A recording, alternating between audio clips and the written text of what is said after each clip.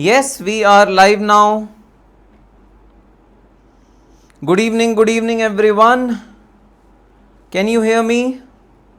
Please confirm in the chat box. क्या आप मुझे सुन पा रहे हैं? क्या आप मुझे देख पा रहे हैं? प्लीज़ कंफर्म कर दीजिए in the chat box because yes we are live now. हम लोग अब लाइव हैं.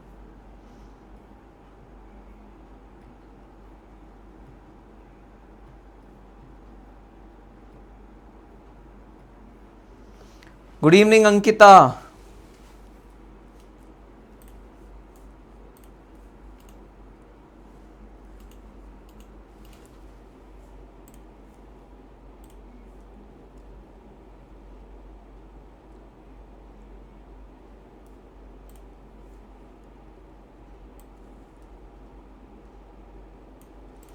प्लीज़ कंफर्म क्या आप मुझे देख पा रहे हैं, क्या आप मुझे सुन पा रहे हैं. प्लीज़ कंफर्म कर दीजिए in the chat box. Yes, good evening everyone. Krishna Dubey, Sonu Patel, Pranjal, Ramesh, Avisha, Krishna, Prashant Prashant नालायक, बहुत मारूंगा मैं तुम्हें. Ishan Jain, good evening. Prachi, Ramesh, Puneet Kaushal, Sonam Khan, Midhat, Naman, good evening. Priyanka, good evening. Chandrakant Kumar is also there but he is not wishing me good evening. Good evening. क्या आप मुझे देख पा रहे हैं, क्या मुझे सुन पा रहे हैं? प्लीज कंफर्म कर दीजिए in the chat box so that we can start today's power packed session of time of supply. जी हां, आज हमें करना है टाइम ऑफ सप्लाई और समय को कॉन्कर करके हमें अपने सीएम में इंटरमीडिएट को करना एकदम जोरदार, क्योंकि हमारे सीएम इंटरमीडिएट के एग्जाम स्टार्ट होने वाले हैं बहुत बहुत बहुत ही ज्यादा जल्द. Yes, all clear, all clear. Very good, perfect. चलो भाई, तो आज हम क्या करने वाले हैं सर? आज हम अपना नया टॉपिक स्टार्ट करने वाले हैं. टॉपिक का नाम है time of supply. Last class में हमने अपना टॉपिक खत्म किया वैल्यू ऑफ सप्लाई.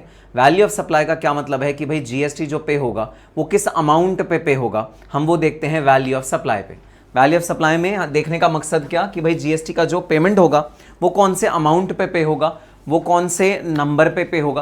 क्योंकि परसेंटेज तो जीएसटी के हमें शेड्यूल से पता लग जाती है भाई. ठीक है, जीएसटी में शेड्यूल बने हुए हैं. ठीक है, आपको शेड्यूल याद करने की जरूरत नहीं है कि कौन से प्रोडक्ट पे कितना परसेंटेज जीएसटी लगता है, ये आपको याद करने की जरूरत नहीं है. एग्जामिनर खुद आपको देगा कि फलाने प्रोडक्ट पे इतना परसेंटेज जीएसटी लगता है. तो शेड्यूल तो भाई हमें याद करने की जरूरत नहीं है. लेकिन हाँ, शेड्यूल में जो परसेंटेज लगानी है वो कौन से वाले अमाउंट पे लगानी है, क्या क्या उसमें इंक्लूड करना है, क्या क्या उसमें एक्सक्लूड करना है, ये सारी चीज़ें हमको हमारा टॉपिक बताता है वैल्यू ऑफ सप्लाई, जो लास्ट क्लास में हमने कंक्लूड किया. जी हाँ, अलग अलग तरह के सप्लाईज होते हैं. कुछ रिवर्स चार्ज में होते हैं, कुछ फॉरवर्ड चार्ज में होते हैं. अलग अलग तरह के सप्लाई पे अलग अलग तरीके से वैल्यू डिटरमाइन होता है. अलग अलग चीज़ें एक्सक्लूड होती हैं, अलग अलग चीज़ें इंक्लूड होती हैं. तो हमने पूरा का पूरा डिस्कशन किया अपने लास्ट क्लास में भाई, और हमने लास्ट क्लास में डिटेल में इस वाले डिस्कशन को ख़त्म किया. आज की क्लास में हमको स्टार्ट करना है नया टॉपिक. टॉपिक का नाम है टाइम ऑफ सप्लाई. अब टाइम ऑफ सप्लाई जो नया टॉपिक आज स्टार्ट करने जा रहे हैं, सबसे पहले उसकी अहमियत समझो, उसका रेलेवेंस समझो. क्यों टाइम ऑफ सप्लाई इंपॉर्टेंट है, क्यों टाइम ऑफ सप्लाई हम पढ़ते हैं, इसकी ज़रूरत क्या है. देखो भाई, जैसे तुमने जीएसटी पे करना है तो जिस दिन तुम्हें जीएसटी पे करना है वो टाइम डिसाइड करना बहुत ज़्यादा इंपॉर्टेंट है. फॉर एग्जाम्पल, भाई सपोज गवर्नमेंट कहती है कि भाई जीएसटी आप तब डिटरमाइन करो जब आपके इनवॉइस जनरेट हो जाए. ठीक है, जैसे मान लो आप दुकान पे गए, दुकानदार ने कहा कि भाई हम आपको गुड्स बेच सकते हैं. हमने कहा हाँ भाई हाँ, हमारे गुड्स हैं. और सपोज कोई ऐसे गुड्स से टेबल था, फर्नीचर था, मैं बनवाने जा रहा हूँ. तो दुकानदार ने कहा ठीक है भाई, बनाने में 1 हफ्ता लगेगा, आप पैसे अभी दे दो. ठीक है, मैं आपको इनवॉइस भी बना के देता हूं, लेकिन जो हम आपको डिलीवरी देंगे 1 हफ्ते बाद देंगे. तो अगर मान लो गवर्नमेंट ने कह दिया कि भाई इनवॉइस के बेसिस पे हम लोग अपना जीएसटी कलेक्ट करेंगे, तो वो जो दुकानदार है जिस दिन उन्होंने इनवॉइस जनरेट किया उस दिन वो जीएसटी पे करेगा गवर्नमेंट ऑफ इंडिया को. ठीक है, और ऑब्वियसली डेली बेसिस पे नहीं होता है, मंथली बेसिस पे होता है. ठीक है, पूरे मंथ का जीएसटी इकट्ठा पे होता है. ठीक है, अब जैसे मैं आपको एग्जाम्पल देता हूं, अगर गवर्नमेंट ने बोल दिया कि इनवॉइस के बेसिस पे जीएसटी पे करना है, मतलब जब आप इनवॉइस जनरेट करोगे ना तब जीएसटी गवर्नमेंट ऑफ इंडिया को पे करने की लायबिलिटी उस सप्लायर की होगी. ठीक है, अगर मान लो गवर्नमेंट ने ऐसा कह दिया कि देखो सप्लायर कलेक्ट तो इमीडिएटली कर लेगा, जो कस्टमर होगा कस्टमर से कलेक्ट तो इमीडिएटली कर लेगा सप्लायर, लेकिन सप्लायर उसे गवर्नमेंट ऑफ इंडिया को कब पे करेगा, ये वाली बहुत बड़ी दुविधा है. तो अगर हमने कह दिया हाँ भाई हाँ सप्लायर सुनो भाई, तुम जितने भी गुड्स भाई परचेज कर रहे हो, जितने भी गुड्स भाई तुम अभी परचेज कर रहे हो, वो सारा का सारा तुम जब इनवॉइस जनरेट करो तब मुझे जीएसटी पे कर देना। अगर सप्लायर को हमने ये बात बोल दी तो पता है क्या होगा, जो इनवॉइस जनरेशन का प्रोसेस है ना, वो सप्लायर डेफर करता रहेगा, डिले करता रहेगा, डिले करता रहेगा, डिले करता रहेगा। क्योंकि हर आदमी ठीक है पता है पे करना है, लेकिन ऐसा होता ना, जैसे ह्यूमन टेंडेंसी होती है, चलो कल कर देंगे पे, चलो परसों कर देंगे पे, कोई बात नहीं अगले महीने कर देंगे पे, कोई बात नहीं उसके अगले महीने कर देंगे पे। तो ये एक नॉर्मल ह्यूमन टेंडेंसी है कि हर आदमी अपनी लायबिलिटी को डेफर करता है, आगे आगे आगे बढ़ाने की कोशिश करता है। तो हमने अगर अपने सप्लायर को बोल दिया कि भाई पेमेंट बेस इनवॉइस बेसिस पे, जब तो इनवॉइस जनरेट कर दो तब भाई नक्की हो जाएगा ना कि तुम्हारा भाई गुड्स सप्लाई हो रहा है, तब तुम जीएसटी पे कर देना। तो इनवॉइस वो टाइम से जनरेट कभी करेगा ही नहीं। जी हाँ, अगर हमने उसको कह दिया भाई पेमेंट बेसिस पे तुम अपना जीएसटी पे कर दो, तो पेमेंट को भी वो आगे डेफर करने की कोशिश करेगा, आगे आगे आगे बढ़ाने की कोशिश करेगा। थोड़ी सी पेमेंट अभी ले लेगा, थोड़ी सी बाद में लेगा, तो उस केस में भी भाई गवर्नमेंट के पास जीएसटी टाइम से नहीं पहुंचेगा। गवर्नमेंट की दिक्कत क्या, गवर्नमेंट की दिक्कत ये भाई मेरे पास मेरा जीएसटी टाइम से पहुंचना चाहिए। गवर्नमेंट के पास जब टैक्स टाइम से पहुंचता है तभी गवर्नमेंट उस टैक्स को डिफरेंट वेलफेयर पर्पसेस के लिए पूरे इंडिया में कंट्रीब्यूट कर सकती है, लगा सकती है, इंफ्रास्ट्रक्चर बना सकती है। अगर टाइम से गवर्नमेंट के पास टैक्स ही नहीं जाएगा तो गवर्नमेंट कहां से इंफ्रास्ट्रक्चर पे या प्रॉपर फैसिलिटीज पे जीएसटी भाई अप्लाई करेगी। ये बहुत बड़ी दुविधा है गवर्नमेंट के साथ, ये बहुत बड़ी दिक्कत है भाई गवर्नमेंट के साथ। तो गवर्नमेंट ने रूल्स बना दिए कि सुनो भाई सुनो, हमसे ज़्यादा शाणपति मत करना, जीएसटी को डेफर करने की कोशिश मत करना, जीएसटी को आगे बढ़ाने की कोशिश मत करना। तुम्हें जीएसटी कब पे करना है, रूल्स पढ़ लेना टाइम ऑफ सप्लाई के, और तो तुम्हें एग्जैक्ट पता लग जाएगा कि जी हाँ जीएसटी कब पे होता है, कौन सा वो घड़ी है, कौन सा वो मोमेंट है, कौन सा वो डेट है, कौन सा वो मंथ है जिसमें जीएसटी की पेमेंट होगी। गवर्नमेंट ऑफ इंडिया ये तुम्हें क्लियरली बता देती है।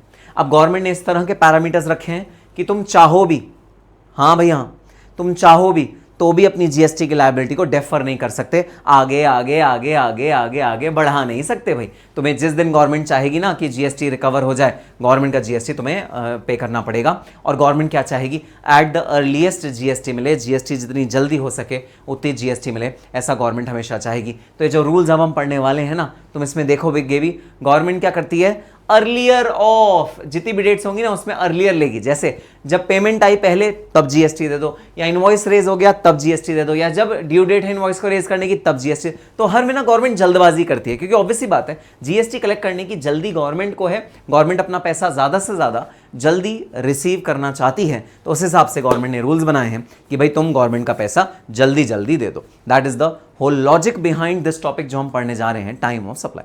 देखो लॉजिक पता होता है ना, तो तुम जो मैं आगे रूल्स पढ़ाऊंगा ना उसमें तुम कॉमन सेंस यूज कर पाओगे। जैसे जब मैं कहूंगा अर्लियर ऑफ, तो तुम्हें पता लग जाएगा हाँ गवर्नमेंट को जल्दबाजी है इसलिए वो कहती है अर्लियर ऑफ, इसलिए तुम्हें ये बेसिक पता होना जरूरी है। ठीक है सर, बात समझ में आ गई। To decide exact point when the tax liability arises on a transaction, very good.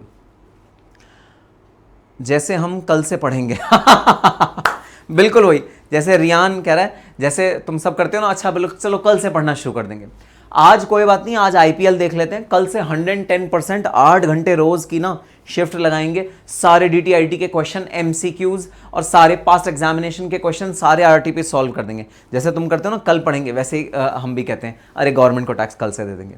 However recipient can not claim ITC because of that, yes अगर डिले होगा तो रिसिपेंट नहीं करेंगे। मनीष भाई मिल जाता है लेकिन थोड़ी देर से अगर सप्लायर डिले करे तो, यस वेरी गुड। हमारे इधर अभी तक रोड खुदा हुआ है, 2 मंथ हो गए हैं। नालायक मनीष, अब ये बात हमारे लिए क्या रेलिवेंट है? अब तुम्हारे घर रोड खुदा हुआ या डैम खुदा हुआ, इससे हमें क्या मतलब है? नालायक, कुछ भी लिखना है चैट बॉक्स में। चलो ठीक है, तो आओ स्टार्ट करते हैं। टाइम ऑफ सप्लाई, किस टाइम पे भाई हमारा सप्लाई माना जाएगा, और किस टाइम पे जो हमारा सप्लायर है ना जिसने गुड्स को सप्लाई किया है उसकी लायबिलिटी आ जाएगी कि हाँ भाई अपने पास मत रख जीएसटी, गवर्नमेंट को पे कर। तूने कस्टमर से तो ले लिया, अब गवर्नमेंट को पे कर। तो वो कौन सा टाइम होगा जब सप्लायर को गवर्नमेंट को जीएसटी पे करना होगा। आओ पढ़ते हैं। तो सबसे पहले देखते हैं गुड्स के केस में। ठीक है, गुड्स अलग चीज़ है, टैंजिबल है, सर्विसेज अलग चीज़ है, इनटैंजिबल है। तो दोनों के रूल्स अलग अलग हैं भाई। सबसे पहले हम गुड्स के रूल पढ़ेंगे। Time of supply of goods and that too under forward charge mechanism. जब फॉरवर्ड चार्ज मैकेनिज्म होगा ना, उसके तहत भाई गुड्स का टाइम ऑफ सप्लाई क्या होगा। अब देखना, वही मैंने जो बात कही थी, भाई जल्दबाजी है, जल्दबाजी, अरे जल्दी जल्दी इधर लाओ मेरा पैसा, इधर लाओ, जल्दबाजी है। Earlier of the following limits, number 1 date of issue of invoice, जब आपने डेट इशू किया इनवॉइस का, ठीक है। अब सुनना, अगर सिर्फ ये डेट दे देते तो ये तो हमारे हाथ में आ जाती बात, अरे वाह, फिर तो मेरी मर्जी है, मैं 2 महीने बाद इशू कर दूंगा इनवॉइस, कोई बात नहीं, 2 महीने बाद जीएसटी कलेक्ट कर लेंगे, है ना। तो अगर सिर्फ ये डाल देते इशू ऑफ इनवॉइस, तो भाई सप्लायर कहता अरे फिर तो चलो 2 महीने बाद इशू करते हैं इनवॉइस को, अरे कोई बात नहीं 3 महीने बाद इशू करते हैं इनवॉइस को। कोई सप्लायर कहता कोई नहीं अगले साल कर देंगे यार, अभी जीएसटी के पैसे नहीं है मेरे पास भरने के, अगले साल भर देंगे। तो हर आदमी डेफर कर देता। इसलिए देखना इसके साथ क्या एक पूंछ लगा दी, पूंछ ये लगा दी, earlier of date of issue of invoice और last date on which he is required to issue the invoice. तो इनवॉइस की लास्ट डेट भी बता दी कि भाई इनवॉइस आप इस डेट तक जनरेट कर दो भाई, हाँ लास्ट डेट भी बता दी इनवॉइस को जनरेट करने की। तो अब आप ये नहीं कर सकते अरे चलो इनवॉइस को जनरेट कर लेंगे 3 महीने बाद, 4 महीने बाद, 5 महीने, ना ना ना ना, लास्ट डेट भी बता दी कि अगर एक आपने सप्लाई किया है गुड्स का फॉरवर्ड चार्ज मैकेनिज्म में, तो आपको इनवॉइस कौन सी तारीख तक, कौन से महीने तक इशू करना ही करना पड़ेगा। So earlier of issue of invoice, अगर इनवॉइस आपने लास्ट डेट से पहले इशू कर दिया तो पहले जीएसटी दे दो। गवर्नमेंट देखो बेसब्री हो जा रही है, बेसब्री। अगर आपने invoice last date of issue से पहले ही रेज कर दिया तो पहले जीएसटी दे दो, और अगर लास्ट डेट पहले आ गई तो लास्ट डेट वाली डेट पे जीएसटी दे दो, ठीक है। सो इशू ऑफ इनवॉइस और last date on which invoice is to be issued और receipt of payment whichever is earlier, तीनों में से जो भी अर्लियर है इसमें आप जीएसटी पे कर दो गवर्नमेंट ऑफ इंडिया को। जल्दबाजी है भाई, जल्दबाजी। लेकिन एक बात ध्यान रखने वाली, बड़ी ही एक इंपॉर्टेंट बात ध्यान रखने वाली, नोटिफिकेशन नंबर 66 ऑफ 2017, ये नोटिफिकेशन क्या कहता है भाई, ये नोटिफिकेशन कहता है अगर पेमेंट एडवांस में आती है, अगर पेमेंट एडवांस में आती है फॉर सप्लाई ऑफ गुड्स, तो उस पे भाई उस पॉइंट पे जीएसटी नहीं लगता, ठीक है। तो एडवांस फॉर गुड्स पे जीएसटी नहीं अप्लाई होता। एडवांस अगर गुड्स के लिए आए हैं उस पे भाई जीएसटी अप्लाई नहीं होगा। तो फिर नेट नेट कहने का मतलब ये है कि अगर पेमेंट पहले आ भी गई तो इस पॉइंट पे जीएसटी पे करने की लायबिलिटी नहीं होगी। अगर पेमेंट पहले आ भी गई तो इस पे भी जीएसटी पे करने की लायबिलिटी नहीं होगी। ये हमारा नोटिफिकेशन नंबर 66 बोलता है। सर तो एक बात बताओ, ये जो तीसरी लिमिट दी हुई है ये तो बेकार हो गई है ना, ये जो तीसरी लिमिट दी हुई है तो बेकार हो गई। क्यों भाई, क्यों क्यों बेकार हो गई? क्योंकि सर अगर ये अर्लियर होगा तो भी जीएसटी इस डेट पे नहीं पे होगा। भाई अगर ये अर्लियर हुआ तो भी जीएसटी इस डेट पे नहीं पे होगा। बिल्कुल सही बात, बिल्कुल सही बात पकड़ी है तुमने। इसलिए देखना, लिमिट लिखने के बाद मैंने ब्रैकेट में क्या लिखा, this limit is not relevant. ये लिमिट बेकार है, ये लिमिट भाई बेकार है। This limit is not relevant because in case of goods advance पे जीएसटी पे होता ही नहीं। सर बड़ी अजीब सी बात कर रहे हो आप सर, ये तो बड़ी मतलब अटपटी सी बात हो गई सर, कैसी कैसी बातें करते हो सर। सर पहले लिखते हो फिर कहते हो नॉट रेलिवेंट, भाई लिखा ही क्यों फिर? सर ये कोई समझदारी वाली बात तो होती नहीं है। 3 डिग्री ली नहीं आपने और ऐसी आप ना समझी वाली बात कर रहे हो सर। सर आपने पहले लिख दिया लिमिट कि date of receipt of payment whichever is earlier, और फिर कह रहे हो बेकार है क्योंकि अगर ये अर्लियर हो भी गई तो भी भाई जीएसटी हमें नहीं पे करना। सर ये क्या बात हुई सर? सर ये तो बिल्कुल ही अजीब सी बात कर दी। अरे भाई अजीब सी बात नहीं करी, अजीब सी बात मैंने इसलिए नहीं करी क्योंकि गवर्नमेंट ऑफ इंडिया ऐसा कहती है। सुनना, गवर्नमेंट ऑफ इंडिया क्या कहती है, तुमसे ज्यादा होशियार है government of India. Government of India क्या कहती है, एक दिन ऐसा जरूर आएगा, एक दिन ऐसा जरूर आएगा जब मैं नोटिफिकेशन नंबर 66 को खारिज कर दूंगी। जी हां, नियत बताता है, नियत इंटेंशन क्या है गवर्नमेंट ऑफ इंडिया का। एक दिन ऐसा जरूर आएगा जब मैं नोटिफिकेशन नंबर 66 खारिज कर दूंगी।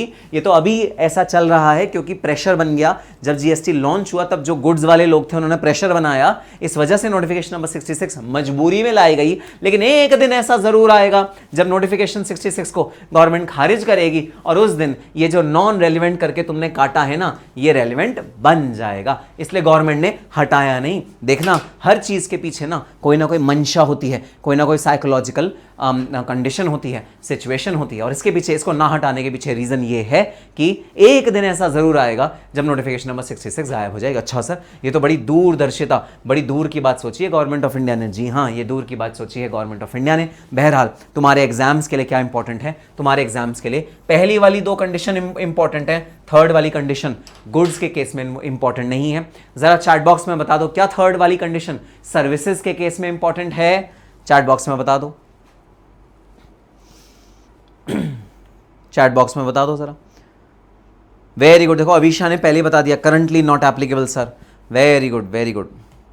Is this first class of VOS and TOS? For TOS it is the first class, TOS की फर्स्ट क्लास है, VOS ऑलरेडी कंप्लीट हो चुका है, अभी एप्लीकेबल नहीं है, बाद में हो सकती है एप्लीकेबल। अंकिता डे का भी जवाब बिल्कुल सही भाई। ये देखो पता लगता है स्टूडेंट्स रेगुलर क्लास करके आए हैं और यहाँ रिवीजन की नियत से बैठे हैं। गुड्स के केस में भी एप्लीकेबल नहीं है। Very good. उम्मीद की एक किरण, रियान कह रहा है, वाह शायर बन गया है ये तो, जावेद अख्तर साहब बन गए रियान जो हमारे, वाह जावेद अख्तर साहब। ऑब्जेक्टिव होता है currently we only have to check DOI and due date of invoice earlier और बोथ। वेरी गुड अविशा, बिल्कुल सही जवाब। हाँ भाई सब ने सही जवाब दिया है। जो थर्ड कंडीशन है, जब मैं आगे चल के सर्विसेज पढ़ाऊंगा उसमें रेलिवेंट होगा, because notification 66 is relevant in case of services but not in case of goods, तो आगे चल के इसका रेलिवेंस होगा। अभी इसका रेलिवेंस नहीं है, अभी तुम ये वाली कंडीशन को भूल भी जाओगे तो चलेगा, लेकिन हाँ लिखना लिख दो, जस्ट थियोरेटिकली लिखना कोई बुराई बात नहीं है। लिखने के बाद लिख दो नोटिफिकेशन 66 की वजह से ये थर्ड पोर्शन इनइफेक्टिव हो जाता है, ऐसा लिख दो तो अच्छा है। लेकिन जो रेलिवेंट है वो क्या है, पहली वाली दो कंडीशन ही रेलिवेंट है। सर अब एक चीज बता दीजिए आप। हाँ जी हाँ पूछो सर, इनवॉइस रेज करने की लास्ट डेट क्या होती है? इनवॉइस रेज करने की लास्ट डेट इनवॉइस रेज करने की क्या होती है? आ जाओ जरा इस चार्ट पे, प्यारा सा चार्ट हमने क्लास में बनाया था भाई। चार्ट में इनवॉइस डेट का, इनवॉइस रेज करने की लास्ट डेट लॉ के अनुसार लिखी हुई है, आओ देखते हैं। सो इनवॉइस रेज करने की लास्ट डेट क्या है? पीरियोडिक सप्लाई ऑफ गुड्स, जहां पर गुड्स पीरियोडिकली सप्लाई होते हैं, हर कुछ भाई दिनों में गुड्स का सप्लाई होता है, ठीक है। अब इसके अंदर क्या होता है, गुड्स इन्वॉल्विंग मूवमेंट, गुड्स जो एक जगह से दूसरी जगह जाते हैं। Date of removal of goods, जब गुड्स जहां से जाने थे, जैसे सप्लायर की फैक्ट्री से रेसिपिएंट की फैक्ट्री तक जाने थे, जैसे सप्लायर की फैक्ट्री से रिमूव हुए वैसे भाई आपको इनवॉइस रेज कर देना चाहिए, सीधी सी बात है। जिस दिन आपने गुड्स को अपनी फैक्ट्री से रिमूव कर लिया उसी दिन इनवॉइस रेज कर दो। सर बट अगर वो पहुंचे नहीं वहां तक, रेसिपिएंट की फैक्ट्री तक, हमारे को कोई फर्क नहीं पड़ता, बाद में जाके हम क्रेडिट नोट डेबिट नोट के थ्रू रिवर्स कर देंगे, अभी तो इनवॉइस रेज करो भाई। रिमूवल जैसे रिमूवल होगा वैसे आपको इनवॉइस रेज करना ही करना पड़ेगा। Second, goods not involving movement, goods कहां पर इन्वॉल्व नहीं होते, मूवमेंट जहां पर इन्वॉल्व नहीं होती वो है भाई, जैसे भाई मैंने कोई चीज़ खरीदी जो कि स्टेशनरी है, जैसे ये पूरा का पूरा मेरा स्टूडियो है, मैंने पूरा स्टूडियो सेल कर दिया इंक्लूडिंग कैमरा, मेरा जो डिजिटल बोर्ड है, सारी चीज़ें, कंप्यूटर, सब कुछ मैंने इकट्ठा एक स्टूडियो, इसे लैंड एंड बिल्डिंग की तरह सेल नहीं किया, इसे एक होलसम यूनिट की तरह सेल किया। जैसे होता है आपका प्लांट एंड मशीनरी हो गया भाई, वो एक यूनिट की तरह सेल होता है, वहाँ मूवमेंट नहीं होती। तो अगर मूवमेंट नहीं होती तो फिर वहाँ पर जब भी गुड्स अवेलेबल करा दी है, मतलब जैसे मैंने चाबी उठा के अपनी स्टूडियो की किसी और को दे दी, तब से मैं मानूंगा इनवॉइस रेज कर दो भाई। जिस दिन आपने दूसरी पार्टी को चाबी उठा के दे दी, आप इनवॉइस रेज कर दो उसी दिन, ठीक है। Period wise supply of goods, goods movement, removal goods date, very good. Removal has to be checked. Making available of goods, date of delivery, जब गुड्स मिल जाए रिसिपिएंट को। ना date of delivery is irrelevant भाई, date of delivery is irrelevant movable goods में। Immovable goods में जब वो भाई डेट ऑफ डिलीवरी या making available of goods, goods जब आपने अवेलेबल करा दिए, जब आपने गुड्स दे दिए तब रेलिवेंट होगा डेट हमारा पीरियोडिक सप्लाई। अब आती है भाई continuous supply of goods. Continuous supply of goods क्या होता है? कॉन्टिन्यूस सप्लाई ऑफ गुड्स होता है भाई जहां पर रोज के बेसिस पे सामान जाता रहता है, ठीक है। कई बार क्या होता है, एग्जाम्पल देता हूँ तुम्हें, ब्रिटानिया का एग्जाम्पल देता हूँ। ब्रिटानिया ब्रेड बनती है, तो ब्रेड बनाने के लिए वो जो आटा और मैदा यूज़ करते हैं, तो जो आटा और मैदा के व्यापारी हैं उनको रोज़ सुबह कॉल करके बोल दिया जाता है आज हमें 800 किलो आटा चाहिए और 300 किलो मैदा चाहिए। फिर अगले दिन दोबारा कॉल करके बोल दिया जाता है आज हमें 400 किलो आटा चाहिए और 500 किलो मैदा चाहिए। अगले दिन फिर कॉल करके, ऐसे रनिंग बेसिस पे उनका बिजनेस चलता रहता है। फिर महीने में एक बार दोनों लोग साथ में बैठते हैं और पूरे महीने का हिसाब टोटल करके अपना इनवॉइस जनरेट कर लेते हैं। इसे बोलते हैं कॉन्टिन्यूस सप्लाई ऑफ गुड्स। जी हाँ, मिल्कमैन का भी बहुत अच्छा एग्जाम्पल है। जैसे मिल्कमैन हमारा भाई गुड्स सप्लाई करता है हमारे घर में। तुम्हारे घर में सुबह सुबह दूध वाला आता है, दूध वाले भैया आते हैं ना, और दूध वाले भैया तुम्हें दूध देकर जाते हैं। तो पहले तुम्हारी मम्मी से पूछते हैं ना, भाभी जी कितने किलो? तो मम्मी कहती है 2.5 किलो कर दो आज, 3 किलो कर दो आज, 1 किलो कर दो आज भैया जी घर पे नहीं है, आज आधा किलो कर दो। ऐसे रोज़ के बेसिस पे वो सप्लाई करता है और वो आपको दूध डिलीवर कर देता है। और ये लिख लेते हैं, मम्मी भी लिख लेती हैं और वो भैया भी लिख लेते हैं। फिर महीने के एंड में दोनों रिकनसाइल करते हैं, रिकनसाइल करने के बाद पेमेंट हो जाती है। इसे बोलते हैं continuous supply of goods. Continuous supply of goods, हाँ किलो या लीटर कुछ भी नालायक कह रहे हैं, लीटर किलो किलो कब से? अरे वही ठीक है, लीटर किलो, नालायक।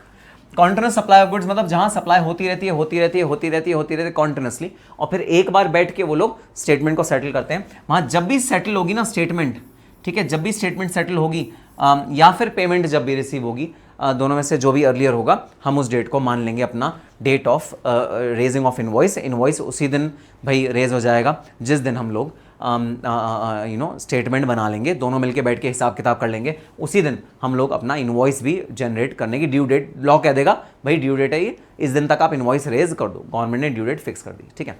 अब ये खास केस आ गया जहां पर गुड्स जो रिमूव होते हैं वो सेल और रिटर्न बेसिस पे होते हैं। सेल और रिटर्न बेसिस मतलब ट्रायल बेसिस पे गुड्स को कहीं पर भेजा जाता है, जैसे आपकी प्लांट है, आपकी मशीनरी, आपका कोई पार्ट है, आपका कोई प्रोडक्ट्स हैं, उनके सैंपल्स भेजे जाते हैं, भैया मशीनरी पूरी कोई भेजी गई और बोला गया भाई तुम इसे ना ऐसा करो 15 दिन के लिए चेक कर लो, अगर तुम्हें चीज़ ठीक लगे तो रख लेना, नहीं लगे तो वापस कर देना, ऐसा होता है। तो इसे बोलते हैं गुड्स सेंट ऑफ रिमूवल और रिटर्न बेसिस, ठीक है। अब गवर्नमेंट ऑफ इंडिया कहती है भाई सुनो, 6 महीने से ज़्यादा तो रिटर्न और रिमूवल बेसिस पे तुम नहीं रख सकते कोई भी गुड को। 6 महीने के अंदर अंदर तो भाई तुम्हें डिसाइड करना ही होगा कि तुम्हें रखने हैं या वापस कर देने हैं।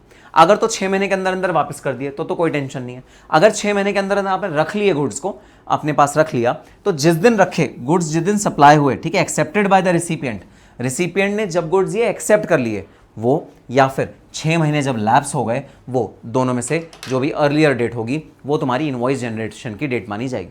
यार 6 महीने हो गए, तुम अब तक डिसाइड नहीं करे तुम्हें गुड्स चाहिए या नहीं चाहिए, तो बड़ी अजीब सी बात हो गई ना। 6 महीने में भी तुम्हें ये नहीं पता लगा तुम्हें ये गुड्स चाहिए या नहीं चाहिए, तो बड़ी अजीब सी बात हो गई। हाँ, Amazon is a good example भाई, Amazon is a very good example, ठीक है ना। फिल्म अब सर को सिखाओगे अब तुम लोग। अभी चिल शांत गदाधारी भीम शांत। Amazon is a very good example. Amazon में क्या होता है, आप लोग ये बहुत करते हो भाई, कोई शर्ट मंगा ली, जीन्स मंगा लिए, शूज़ मंगा लिए, फिर रिटर्न कर दिया, 15 दिन के अंदर अंदर रिटर्न पॉलिसी है, आपने उनको रिटर्न कर दिया वापस, नहीं मुझे नहीं अच्छा लग रहा है, मैंने वापस कर दिया, है ना। तो ये होता है भाई रिमूवल बेसिस। तो गवर्नमेंट कहती है भाई 6 महीने का समय तुम्हें देंगे, अगर तुम 6 महीने में भी डिसाइड नहीं कर पाए तो हम एज्यूम कर लेंगे कि तुमने गुड्स को बेच दिया, और एज्यूम कर लेंगे तो 6 महीने के अंदर अंदर तुमको इनवॉइस रेज करना मैंडेटरी हो जाएगा। आपको 6 महीने के अंदर अंदर इनवॉइस जनरेट करना ही करना पड़ेगा। तो ये हमने आपको अल्टीमेट लिमिट दी हुई है। और हाँ, 6 महीने से पहले ही अगर आपने गुड्स को एक्सेप्ट कर लिया तो फिर तो अच्छी बात है, फिर तो आप इनवॉइस उसी दिन जनरेट कर दो जिस दिन आपने गुड्स को भाई एक्सेप्ट किया, ठीक है। अब गवर्नमेंट ने ये पूरा दिशा निर्देश दे दिया है, पूरा इंस्ट्रक्शन दे दिए हैं कब टैक्स इनवॉइस इशू होने चाहिए। सर अब भाई देखो, गवर्नमेंट तो सिर्फ इंस्ट्रक्शन दे सकती है ना कि कब टैक्स इनवॉइस इशू होना चाहिए। सर हम नहीं मानते, हमने ना टैक्स इनवॉइस डिले इशू करे, हमने टैक्स इनवॉइस भाई आगे इशू करे, 1 महीना बाद इशू करे, यहाँ लिखा है date of removal of goods, जब रिमूव हुए तब करने चाहिए। सर हमने जब वहाँ पहुँचे तब करें। अगर तुम ऐसा करोगे तो गवर्नमेंट तुम्हें पेनल्टी लगा सकती है, ठीक है, जीएसटी एक्ट के अंदर पेनल्टी लगा सकती है। तो गवर्नमेंट तुम्हें डेफिनेटली रेप्रिमांड कर सकती है अगर तुमने गवर्नमेंट की बात नहीं मानी तो, क्योंकि ये निर्देश है कि आपको इनवॉइस इस दिन तक इशू करना ही करना है। अगर आपने इनवॉइस इस दिन तक इशू नहीं किया तो गवर्नमेंट आपको डेफिनेटली पेनलाइज कर सकती है, पेनल्टीज हो सकती हैं, और आप पे भाई रेड पड़ सकती है, और आपको मतलब रेप्रिमांड करा जा सकता है इस चीज़ के लिए कि आपने इनवॉइस टाइम से क्यों नहीं इशू किया। खैर देखो, टाइम ऑफ सप्लाई डिटरमाइन करने के लिए गवर्नमेंट ने कहा चलो भाई तुम इशू कभी भी कर दो। गवर्नमेंट देखो कितना स्मार्ट, देखो ये कहते हैं चालाकी, चालाक ब्रो, चालाक, वेरी चालाक ब्रो। गवर्नमेंट ने कहा भाई चलो तुम डिले करोगे ना, है ना, तुम डिले करोगे ना इनवॉइस का इशू करना, हमने बोला 30 जून तक कर दो, तुम कर रहे हो 5 जुलाई को, तुम डिले करोगे ना, कोई बात नहीं, हम लॉ ऐसा बना देंगे कि अगर तुम डिले करो भी तो भी हमारे जीएसटी पे फर्क नहीं पड़ेगा। Earlier of date of invoice, आपने कब डेट इशू करा इनवॉइस का, और last date on which it is to be issued, जब वो इशू होना चाहिए था। तो गवर्नमेंट ने स्मार्टनेस खेली। गवर्नमेंट ने क्या स्मार्टनेस खेली? गवर्नमेंट ने स्मार्टनेस खेली भाई, उन्होंने आपको कह दिया कि आपका जो भाई इशू ऑफ इनवॉइस या फिर due date, last date of issue invoice, दोनों में से जो भी अर्लियर होगा उस पर हम भाई आपका टाइम ऑफ सप्लाई डिसाइड कर देंगे। तो जीएसटी तो गवर्नमेंट नहीं मारने देगी अपना, भले ही तुमने अगर लेट भी डिपॉजिट कराया तो भी भाई इनवॉइस रेज करा तो भी जीएसटी तो नहीं मारेगा गवर्नमेंट का। Yes sir, actually accepted by recipient and communicating similar to supplier 6 months, date of removal earlier of 2. Very good. Where can I find? अब कृष्णा कह रहा है गवर्नमेंट को कैसे पता चलेगा? क्यों भाई, गवर्नमेंट को नहीं पता चलेगा कि आपने गुड्स कब रिमूव करे। जब आप गुड्स रिमूव करते हो तो उस दिन की ट्रांसपोर्ट की रिसीट होगी कि हाँ ट्रक के अंदर इनवॉइस गए और आपके सप्लायर तक पहुंचे, तो गवर्नमेंट ट्रांसपोर्ट की रिसीट देखेगी, ट्रांसपोर्ट की इनवॉइस देखेगी। फिर जब गुड्स आपकी फैक्ट्री से बाहर जाते हैं तो आउटवर्ड रजिस्टर में नोटिंग होती है इतने गुड्स भाई बाहर गए आपकी फैक्ट्री से। ये कोई हम नॉन कमर्शियल ट्रांजैक्शन थोड़ी देख रहे हैं कि जी सर मैं बाजार गया, मैं जूते ले आया बाजार से, गवर्नमेंट को कैसे पता लगेगा मैं जूते कब लेके आया? ऐसा थोड़ी है। तो पूरी कमर्शियल ट्रांजैक्शन है, इसके अंदर बहुत सारे एविडेंसेस होते हैं कमर्शियल ट्रांजैक्शन में, ऐसे गवर्नमेंट को पता चलेगा। ये चैप्टर इसीलिए है कि गवर्नमेंट रेड और पेनल्टी लगाए। नालायक, ऐसा कुछ नहीं है रियान ऐसा कुछ नहीं है, रेड पेनल्टी के लिए चैप्टर नहीं है। लेकिन हाँ, चैप्टर की बात नहीं सुनोगे, सेक्शन की बात नहीं सुनोगे तो भाई पेनल्टी तो लगेगी लगेगी, वो चाहे कोई भी चैप्टर उठा लो, कोई भी है, ठीक है। Government is master mind. O yes, I can't. क्यों टैक्स एवेजन करना है? वॉच लाइव लेक्चर नहीं होता तो इतना अच्छा डिफेंस मैकेनिज्म नहीं होता।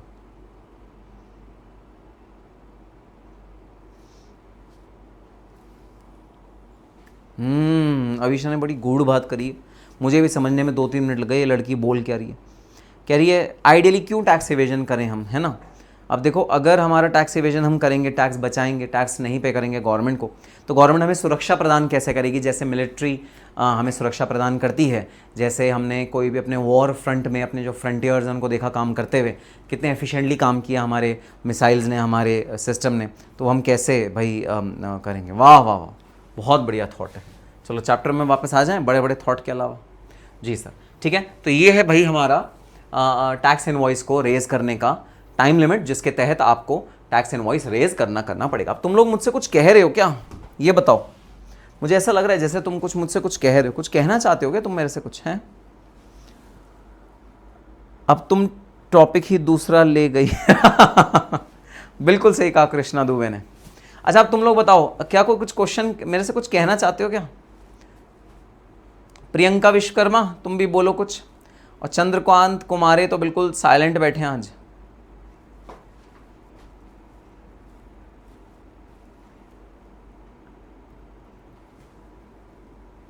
हाँ बिल्कुल सही बात सर। हम कहना चाहते हैं एक प्रैक्टिकल क्वेश्चन कराओ तो समझ में आए ये पूरा कॉन्सेप्ट। अच्छा ये भी बता दो, प्रैक्टिकल क्वेश्चन ऐसे कोई एमी टेमी प्रैक्टिकल क्वेश्चन कराएं या कुछ ऐसा प्रैक्टिकल क्वेश्चन करें जो पास्ट एग्जामिनेशन में आया हो? कोई ऐसा करना चाहोगे जो पास्ट एग्जामिनेशन में आया हो? हैं, प्रैक्टिकल क्वेश्चन कोई ऐसा धांसू सा करें जो पास्ट एग्जामिनेशन में आया? बिल्कुल एग्जाम वाला करते हैं सर। आओ, एक पास्ट एग्जामिनेशन का ही प्रैक्टिकल क्वेश्चन है, आओ देखते हैं प्रैक्टिकल क्वेश्चन कैसा आया था। Illustration number 7, Mr. J received an advance of rupees 25,000 on 7th May 2023।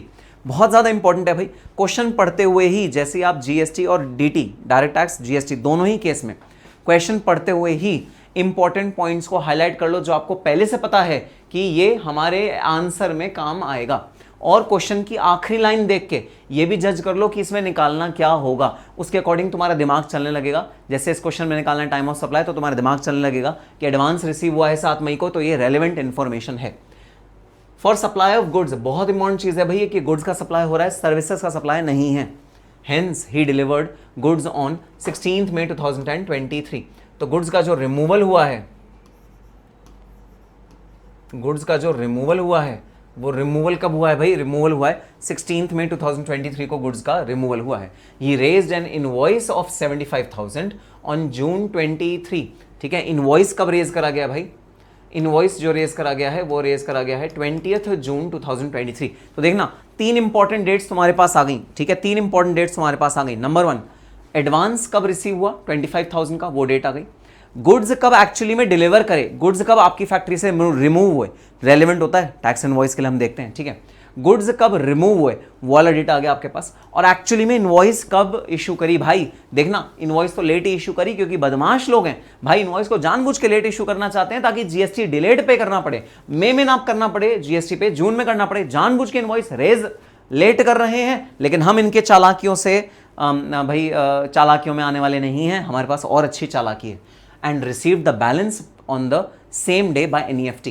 तो 75,000 20th जून को इनवॉइस रेज हुआ, प्लस जो पेमेंट है वो भी 20th जून को आई रिमेनिंग। ठीक है, 25,000 पेमेंट जो 50,000 की है, पेमेंट जो 50,000 की है वो भी कब आई भाई, वो भी आई 20 जून 2023 को। तो जो पेमेंट आई वो दो टुकड़ों में आई, पहले तो एडवांस आ गया 7 मई को, फिर पेमेंट जो आई वो आई 50,000 की, कब आई 20 जून को। अब तुम लोग जरा, ठीक है, देखो डेट हमें सारी हाईलाइट करनी है, डेट हमें सारी इंपॉर्टेंट लिखनी भी है अपने आंसर में, ठीक है, लेकिन मुझे एक डेट बता दो इन सारी की सारी डेट्स में से, या दो चीजें ऐसी बता दो कौन सी में ऐसी डेट है जो मेरे लिए यूजलेस है, जो मेरे लिए किसी काम की नहीं है। चैट बॉक्स में बता दो कि गुड्स के सप्लाई के केस में कौन सी डेट मेरे लिए काम की नहीं होती, जरा चैट बॉक्स में बता दो। यूजलेस डेट कौन सी है मेरे पास, यूजलेस डेट कौन सी है मेरी, जरा चैट बॉक्स में बता दो। अच्छा, सबने आंसर देना शुरू कर दिया। 16 May is the time of supply, 16 May is the time of supply. देखो डेट मत लिखो, लिखो कौन सा इवेंट, क्या चीज हुई है उस डेट को जो मेरे लिए यूजलेस है। सबने लिख दिया डेट 7 मई यूजलेस है, मैं 7 मई नहीं मांग रहा, मैं मांग रहा हूं कौन सा इवेंट हुआ जो मेरे लिए यूजलेस है while determining time of supply in case of goods. Very good. देखो जो मेरे लिए इवेंट वेस्ट है, जो मेरे लिए डेट बिल्कुल बेकार है गुड्स के केस में, वो है date of payment. Date of payment मेरे लिए बेकार है, ठीक है। अब चाहे वो 7 मई की एडवांस पेमेंट वाली डेट हो, चाहे 20 जून की बैलेंस पेमेंट वाली डेट हो, डेट ऑफ पेमेंट मेरे लिए बेकार होती है सिर्फ और सिर्फ गुड्स के केस में, सर्विसेज के केस में नहीं। ये बात ध्यान रखना, ठीक है। Date of payment is irrelevant, date of payment is irrelevant. Midhat ने बिल्कुल सही बोला, advance payment in case of goods is irrelevant. Very good. Manish का भी आंसर बिल्कुल सही, अभिषा का आंसर बिल्कुल सही, advance goods is not taxable. Very good, ठीक है। सो डेट ऑफ पेमेंट मेरे लिए यूजुअली होती है इररेलेवेंट गुड्स के केस में, तो मैंने यहां पर लिख दिया इररेलेवेंट ताकि मेरा दिमाग इसकी तरफ भटके ना, मैं अपना दिमाग अब इसकी तरफ भटकाऊंगा ही नहीं। चलो ठीक है। Now time of supply of goods will be earlier of, question को फ्रेम कैसे करना, आंसर को फ्रेम कैसे करना है, ठीक है। सबसे पहले लिखना है लॉ। लॉ क्या कहता है, लॉ कहता है time of supply for goods will be earlier of date of issue of invoice by the supplier और date on which he is required to issue the invoice, ठीक है। तो due date of the invoice और date of invoice whichever is earlier, इन दोनों में से जो भी अर्लियर है वो हमारा टाइम ऑफ सप्लाई होना चाहिए, ठीक है। इन द प्रेजेंट केस, हमारे केस में क्या सिनारियो है, हमारे केस में दो चीजें हैं, एक तो है एडवांस। एडवांस भाई कितने रुपए का है, एडवांस है 25,000 रुपए का, और बैलेंस पेमेंट कितनी है, बैलेंस पेमेंट है 75,000 रुपए की, ठीक है। तो अब प्रेजेंटेशन पॉइंट ऑफ व्यू से इतना टीम टाम किया हुआ है, ठीक है, इतना जैजी सा ऐसा एक टेबल सा बनाया हुआ है जिसमें इसे प्रेजेंटेशन पॉइंट ऑफ, प्रेजेंटेशन अच्छा रहे, हम भाई अपने एग्जामिनर को खुश कर पाएं, ठीक है। वरना ये एडवांस और बैलेंस लेने की कोई ज़रूरत नहीं है, क्योंकि हमें पता है कि date of payment is irrelevant in case of goods, ठीक है। लेकिन फिर भी थोड़ा सा प्रेजेंटेशन तो करना पड़ता है ना भाई। चलो आओ देखते हैं। Date of issue of invoice, कब इनवॉइस इशू हुआ है, इनवॉइस इशू हुआ है भाई 20 जून 2023 को, मेरे साथ साथ लिखते जाओ, ठीक है। बैलेंस के लिए भी जो इनवॉइस रेज हुआ है वो हुआ है 20 जून 2023, ठीक है। फिर है last date on which he is required to issue the invoice. Last date कौन सी होगी, जब भाई इनवॉइस इशू होना चाहिए था। तो अब हमारे इनवॉइस के क्या रूल हैं, रूल कहते हैं अगर हमारा गुड रिमूवेबल गुड है, मूवेबल गुड है, तो जिस दिन वो रिमूव हुआ उस दिन इनवॉइस इशू हो जाना चाहिए। तो इनवॉइस आइडियली किस दिन इशू हो जाना चाहिए था भाई, इनवॉइस जो इशू हो जाना चाहिए था वो हो जाना चाहिए था 16 मई 2023 को। हमारा जो इनवॉइस इशू हो जाना चाहिए था वो इनवॉइस इशू हो जाना चाहिए था 16 मई 2023 को।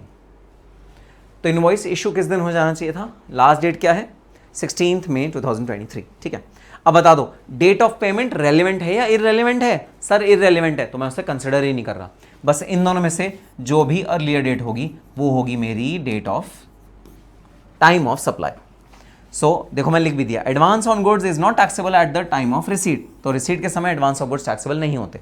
सो accordingly for the whole invoice of 75,000, अब ये लिखना बहुत जरूरी कि पूरा जो इनवॉइस है 75,000 का, उसके रिस्पेक्ट में भाई ट्रांजैक्शन क्या होगी, यहाँ 75,000 नहीं होगा, अभी 50,000 होगा, ठीक है। Okay, so for the whole invoice of 75,000 the time of supply will be 16 May. तो आप सबका जवाब बिल्कुल सही, अपने लिए एक बार तालियां बजा दो कि यस द आंसर वाज 16 मई। आप सबने आंसर बिल्कुल सही पकड़े, सही पकड़े हैं, सही पकड़े हैं। 16 May is the correct answer. Very very good. Sir बस क्या इतना सही क्वेश्चन आया था क्या एग्जाम में? नहीं मैं नहीं, इसका एक सेकंड पार्ट भी आया था, 7 मार्क्स दोनों मिला के हुआ था, ठीक है। और जो मैं आपको इसका सेकंड पार्ट कराऊंगा ना वो time of supply of service के बाद कराऊंगा, इलस्ट्रेशन नंबर 8। तो मतलब इलस्ट्रेशन नंबर 7 और इलस्ट्रेशन नंबर 8 कंबाइन होके आया था जब भी एग्जाम में आया था, सिर्फ इलस्ट्रेशन नंबर 7 नहीं आया था, ठीक है सर, बात समझ में आ गई। तो चलो आओ अब बढ़ते हैं आगे। तो ये तो बात हो गई फॉरवर्ड चार्ज मैकेनिज्म की, कि फॉरवर्ड चार्ज मैकेनिज्म में जहां पर भाई सप्लायर को ही जीएसटी भरना होता है, जहां पर सप्लायर को ही अपना हिस्से का जीएसटी गवर्नमेंट ऑफ इंडिया को देना होता है, वहां पर जीएसटी का टाइम ऑफ सप्लाई क्या होता है। ठीक है, अब आ जाते हैं रिवर्स चार्ज मैकेनिज्म में। तो जरा चैट बॉक्स में लिख के बता दो भाई, रिवर्स चार्ज मैकेनिज्म में जीएसटी पे करने की लायबिलिटी किसके ऊपर होती है? चैट बॉक्स में बता दो, रिवर्स चार्ज मैकेनिज्म में जीएसटी पे करने की लायबिलिटी किसके ऊपर होती है? वेरी गुड, कृष्णा दुबे का सही आंसर रेसिपिएंट, यस रेसिपिएंट। प्रशांत का भी सही आंसर रेसिपिएंट। हम हमेशा सही ही होते हैं, नालायक वैभव हरवानी। यस वेरी गुड, सबका जवाब बिल्कुल सही, रेसिपिएंट।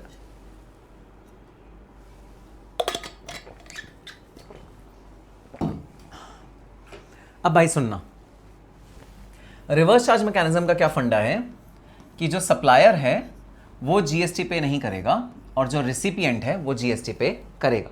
ठीक है, तो सप्लायर जीएसटी पे नहीं करेगा, जो जीएसटी पे करेगा वो कौन पे करेगा? वो करेगा रिसिपिएंट पे जीएसटी करेगा। ठीक है, अब यहां पर एक बहुत बड़ी दिक्कत, अब तक हम पढ़ रहे थे कि date of removal of good, जब गुड्स हमारी फैक्ट्री से रिमूव होंगे तब आपकी जीएसटी पे करने की लायबिलिटी आ जाएगी। ठीक है, अब यहां पर अगर मैं सेम फंडा लगाऊं तो भाई रिसिपिएंट को तो पता ही नहीं चलेगा गुड्स कब फैक्ट्री से रिमूव हुए। रिसिपिएंट को कैसे पता चलेगा?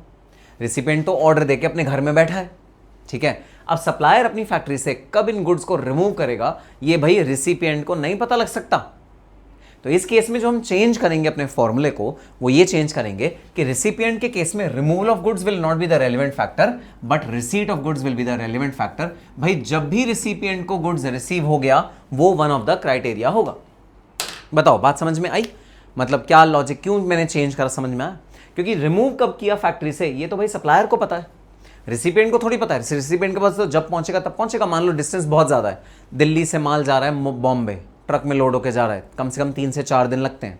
ठीक है, तो अब रिसिपिएंट को कैसे पता लगेगा कि भाई गुड्स लोड हो गए हैं दिल्ली से? ये तो पता लग नहीं सकता, ये तो ऑर्डर दिया हुआ है और रिसिपिएंट को बोला जाता है कि भाई आपको 1 हफ्ते में माल मिल जाएगा, आपका आप बेफिक्र हो, चिंता मत करो। सो जब भी हम रिवर्स चार्ज मैकेनिज्म में अपना जीएसटी की लायबिलिटी फिक्स करते हैं, क्योंकि लायबिलिटी रिसिपिएंट पे फिक्स करनी है, तो हम जो पैरामीटर्स देखते हैं वो भी रिसिपिएंट की निगाहों से, रिसिपिएंट की नज़रों से देखेंगे। उन पैरामीटर्स को हम चेंज कर देंगे। सबसे पहला पैरामीटर क्या होगा? Date of receipt of goods, goods कब रिसीव हो रहे हैं, that will be the relevant factor. Date of receipt of good will be the relevant factor. तो आओ देखते हैं time of supply of goods in case of reverse charge mechanism. Again जल्दबाजी, government को बहुत ज्यादा जल्दी है। Earlier of date of receipt of goods, आपके गुड्स कब रिसीव हो रहे हैं, ठीक है, वो डेट होनी चाहिए जब भी गुड्स रिसीव होंगे रिसिपिएंट के पास। उसके बाद भाई रिसिपिएंट जो है वो पेमेंट कर देगा सप्लायर को। ठीक है, तो नेक्स्ट जो पैरामीटर आ गया वो आ गया date of payment as entered in the books of accounts of the recipient. तो जो भी डेट ऑफ पेमेंट रिसिपिएंट की बुक्स ऑफ अकाउंट्स में नोट हो जाएंगी वो डेट ऑफ पेमेंट हम ले लेंगे एज द रेलेवेंट क्राइटेरिया। अरे सर रुको रुको रुको, पॉज। सर फिर दोबारा आप धोखा करने वाले हो, फिर दोबारा आप हमारे साथ मजाक करने वाले हो, फिर दोबारा आप हमारे मजे लेने वाले हो। क्यों भाई, क्यों? मैं क्यों मजे लेने वाला हूं तुम्हारा? क्योंकि सर दोबारा आप ये बोलोगे, अभी तो आप बोल रहे हो date of payment as entered in the books of accounts of the recipient, अभी तो आप ये बात बोल रहे हो ना सर। फिर आप पता है क्या बोलोगे? नोटिफिकेशन नंबर 66 कहता है कि गुड्स के केस में एडवांस पे जीएसटी नहीं लग सकता, आप ये बात बोल दोगे और फिर आप इस पे काटा लगा दोगे, कट कर दोगे। सर आप ये मजाक हमसे करने वाले हो, हमें पता है आप ये वाला मजाक हमसे करने वाले हो। ना ना ना ना ना, यहां पर मैं ये वाला मजाक तुम्हारे साथ नहीं करूंगा भाई। जब बात होती है रिवर्स चार्ज मैकेनिज्म की, बात सुनना जरा, जब बात होती है रिवर्स चार्ज मैकेनिज्म की, तब benefit of notification number 66 that is advance payment is not rate supply is not available. अरे भाई नोटिफिकेशन नंबर 66 सिर्फ सप्लायर पे अप्लाई करती है, रिसिपिएंट पे अप्लाई नहीं करती। अरे अरे अरे अरे अरे अरे, बहुत बड़ा डिफरेंस है भाई, बहुत बड़ा डिफरेंस है। नोटिफिकेशन नंबर 66 सप्लायर पे अप्लाई करती है, रिसिपिएंट पे अप्लाई नहीं करती। जब गुड्स रिसीव हो रहे होते हैं तब अगर उसमें एडवांस में पेमेंट कर दी जाए तो उस पर जीएसटी लगता है। तो यहां पर भाई जो नोटिफिकेशन नंबर 66 है वो सप्लायर पे अप्लाई करती है, रिवर्स चार्ज मैकेनिज्म के तहत नोटिफिकेशन नंबर 66 नहीं अप्लाई करता। तो मैं यहां तुम्हारे साथ कोई भी मजाक नहीं करने वाला। यहां ये वाली डेट भी रेलेवेंट होगी। कौन सी डेट है भाई? डेट है date of payment as entered in the books of accounts or date on which payment is debited in the bank account. भाई जिस दिन या तो पेमेंट डेबिट हो जाए या फिर जिस दिन आपने भाई पेमेंट अपने बुक्स ऑफ अकाउंट्स में रिकॉर्ड कर ली। अब सर एक बात बता दो, इन दोनों में क्या फर्क हुआ? देखो दो आपने अलग अलग पैरामीटर्स बताए हैं, इन दोनों पैरामीटर्स में क्या फर्क हुआ, इन दोनों का डिफरेंस क्या हुआ? अच्छा मैं तुम्हें समझाता हूं इन दोनों का डिफरेंस क्या हुआ, जरा ध्यान से समझना। पहला है date of payment as entered in the books of accounts of the recipient. ठीक है, रिसिपिएंट पेमेंट करेगा तो रिसिपिएंट ने अपने बुक्स में कब पेमेंट की डेट डाली। और दूसरा है date on which the payment is debited in his account, कब उसके अकाउंट से पेमेंट चली गई, निकल गई, बाहर निकल गई। तो सर जिस दिन बुक्स में एंट्री डालेगा उसी दिन तो बाहर निकलेगी? नहीं नहीं, ऐसा जरूरी नहीं है। बताओ, मैं बताता हूं क्यों। तुम मेरे पास आए क्लासेस लेने, ठीक है, मेरे ऑफिस आए, मेरा ऑफिस है दिल्ली में, मैंने तुम्हें कहा हाँ ठीक है क्लासेस लो, फाइनल की अब सारी मेरी क्लासेस जो मैं फाइनल में जो सब्जेक्ट पढ़ाता हूँ तुम मेरे से लोगे? ऑफ कोर्स सर, हम आप ही से लेंगे। तो मेरे ऑफिस में आए और तुमने मेरे से अब टोटल बिल बोला कि सर हमने ये 4-5 क्लासें ली हैं, इसका आप टोटल बिल बता दीजिए। मैंने कहा भाई आपका जो टोटल बिल बना वो बना 4-5 क्लासों का 800 रुपीज़, 800 रुपीज़ लूँगा, 4-5 क्लासें आपकी हो गई। आपने कहा वाह सर तो बहुत अच्छी बात है सर हम ना इसका आपको चेक देना चाहते हैं, हम कैश से पेमेंट नहीं करेंगे। मैंने कहा अरे यार एक तो मैं वैसे इतनी कम फीस लेता हूँ, उस पर भी तुम चेक दोगे, मैं चेक जाऊँगा जमा कराऊंगा बैंक में, इतनी गर्मी हो रही है, धूप हो रही है, पसीने में बाहर जाऊँगा, अरे यार कैश ही दे दो ना। तुमने कहा नहीं सर कैश हमारे पास नहीं है, आप प्लीज़ चेक ही रख लो। मैंने कहा ठीक है भाई, अब मैं जब फीस लेता हूँ 800 तो फिर चलो चेक की भी मंजूरी ले लूँगा, कोई बात नहीं। चलो तुमने मुझे चेक दे दिया, कितने का? 800 रुपीज़ का तुमने मुझे चेक दे दिया। और जो भी 4-5 क्लासेस थी उसकी हार्ड बुक्स लेके चले गए और क्लासेस की सॉफ्ट कॉपी भी तो अपने साथ लेके चले गए। ठीक है, अब जितने भी ऐसे चेक आए पूरे दिन में, सारे के सारे चेक मैंने इकट्ठे करके अपने स्टाफ को दे दिया और मैंने अपने स्टाफ को बोला कि भाई ये चेक तुम बैंक में जमा करा देना। अब बाई चांस कई बार काम बहुत ज़्यादा होता है, कॉल्स आ रहे होते हैं बच्चों के लगातार, तो मेरा जो स्टाफ था बिजी था। पता लगा 2 दिन तक स्टाफ ने वो चेक जमा ही नहीं कराया भाई अपने बैंक में। ठीक है, अब मैंने जब स्टाफ को चेक दिया तो स्टाफ ने क्या किया, मेरे टैली में एंट्री कर दी, बुक्स ऑफ अकाउंट्स में एंट्री कर दी कि हाँ ये इनकम आ गई, और तुमने अपनी एंट्री कर दी कि हाँ हमने चेक सर को दे दिया। तुमने तो एंट्री कर दी ना अपनी बुक्स में, मेरा स्टाफ भूल गया उसे जमा कराना। तो 2 दिन बाद चेक जमा कराया और 2 दिन के बाद फिर पड़ गई पब्लिक हॉलीडे। पब्लिक हॉलीडे की वजह से 3-4 दिन और आगे बात चली गई, तो चेक जो क्लियर हुआ वो हुआ 7 दिन के बाद चेक क्लियर हुआ। तुमने जब मुझे चेक दिया था उससे लेकर 7वें दिन पे चेक क्लियर हुआ। तो ऐसा हो सकता है भाई कि जिस दिन तुम अपनी बुक्स में एंट्री डालो, तुमने तो उसी दिन घर जाके बुक्स में एंट्री डाल दी कि निखिल सर को हमने 800 रुपीज़ दे दिए। ठीक है, तुमने तो उसी दिन डाल दी एंट्री, लेकिन चेक कब क्लियर हुआ? तुम्हारा अकाउंट कम कब हुआ? तुम्हारा अकाउंट कम हुआ 7 दिन बाद। तो there can be a difference between जब आपने बुक्स में एंट्री डाली या आपके अकाउंट में से पैसा गया। ठीक है, तो इन दोनों में से जो भी अर्लियर होगा वो तुम्हें जीएसटी के लिए लायबल बना देगा, चाहे तुम बुक्स में एंट्री डाल दो या तुम्हारे पैसे पहले कट जाएं बाद में बुक्स में एंट्री डालो। भाई ऐसा भी हो सकता है 800 रुपीज़ की तुम मेरे से क्लासेस लेके गए, ठीक है, और किसी टीचर की क्लासेस ली, उस टीचर ने तुमसे चार्ज किया 6500 एक सब्जेक्ट का, है ना, किसी टीचर ने तुमसे चार्ज किया 7000 रुपीज़ एक सब्जेक्ट का। तो मेरा इतना छोटा सा अमाउंट था, मेरा अमाउंट तुम डालना भूल गए और वो चेक कट पहले गया तुम्हारे अकाउंट से। जब चेक कट गया तो तुम्हें याद आया ओहो निखिल सर को हमने एक छोटा सा अमाउंट 800 भी तो पे किया था ना, तो तुमने बाद में बुक्स में अपने एंट्री डाली। तो एंट्री बाद में भी डल सकती है बुक्स में और पहले भी डल सकती है, दोनों में से कुछ भी हो सकता है जब एंट्री बुक्स ऑफ अकाउंट्स में डल सकती है। तो जब एंट्री बुक्स ऑफ अकाउंट्स में डलेगी भाई तब उस मोमेंट पे हम लोग कहेंगे कि हाँ या तो एंट्री बुक्स में डल जाए या फिर आपके बैंक से पैसा निकल जाए, दोनों में से जो भी अर्लियर होगा, जो भी जल्दी होगा, वो भाई हमारा जीएसटी का लायबिलिटी का पॉइंट आ जाएगा। मैंने तुम्हें बताया है गवर्नमेंट को जल्दबाजी है कि जल्दी जीएसटी आए आए आए आए आए, तो इसलिए गवर्नमेंट अर्लियर हमेशा रखती है जीएसटी का अमाउंट। ठीक है, और ये बात समझ में आई कि जो पेमेंट है वो इस वाले केस में रेलिवेंट फैक्टर होता है। Yes sir, payment is a relevant factor. Debit in bank and entered in books earlier of 2. We will take that date when your team entered in the books as it was earlier than the date of debit from bank. Yes. 250 cross 6500 yes. Nikhil sir 800, Nikhil sir 6500, difference तो है। अच्छा, Krishna Dubey very चालाक bro, very चालाक। हाँ, बहुत चालाकी भरे comment कर रहे हो तुम आजकल, चैट बॉक्स में देख रहा हूँ मैं। चलो प्रियंका ने भी बोलना स्टार्ट किया। सर मान लो एक चेक खो जाता है, जीएसटी देना पड़ेगा बिकॉज बैंक तो पैसे आए नहीं। तो शाहीन अगर मान लो एक चेक खो जाता है, ठीक है, और किसी ने एंट्री डाल दी उस वाले चेक की और बाद में पता लगा वो चेक खो गया, तो उसे फाड़ के भाई हमने नया चेक इशू कर दिया, तो आपको जो एंट्री डली है ना पुरानी वाली, उसको कैंसिल करना पड़ेगा या उसकी कॉन्ट्रा एंट्री डालनी पड़ेगी। कॉन्ट्रा एंट्री समझते हो, अकाउंट्स में कॉन्ट्रा एंट्री क्या होता है? तो कॉन्ट्रा एंट्री डालनी पड़ेगी, पुरानी वाली एंट्री की पुरानी वाली एंट्री खत्म करनी पड़ेगी, उसका जीएसटी आपका रिवर्स हो जाएगा। नई एंट्री डालोगे, नई एंट्री नए चेक के साथ, तब उस पर आपको जीएसटी पे करना पड़ेगा। तो कॉन्ट्रा एंट्री डलती है उस केस में जब एरर होता है, एरर को हम रेक्टिफाई करते हैं। अकाउंट्स में पढ़ा है ना रेक्टिफिकेशन ऑफ एरर्स, अकाउंट्स में पढ़ा होगा भाई तुमने, ये वाला कॉन्सेप्ट बहुत अच्छे से, वही होता है यहाँ पर, रिवर्स करना पड़ेगा। NG sir love living in deeming world, इसलिए टैक्स के टीचर हैं वो। डीमिंग नहीं है भाई, सच है, इतनी कम प्राइस पे तुम्हें क्लासेस मिलती हैं।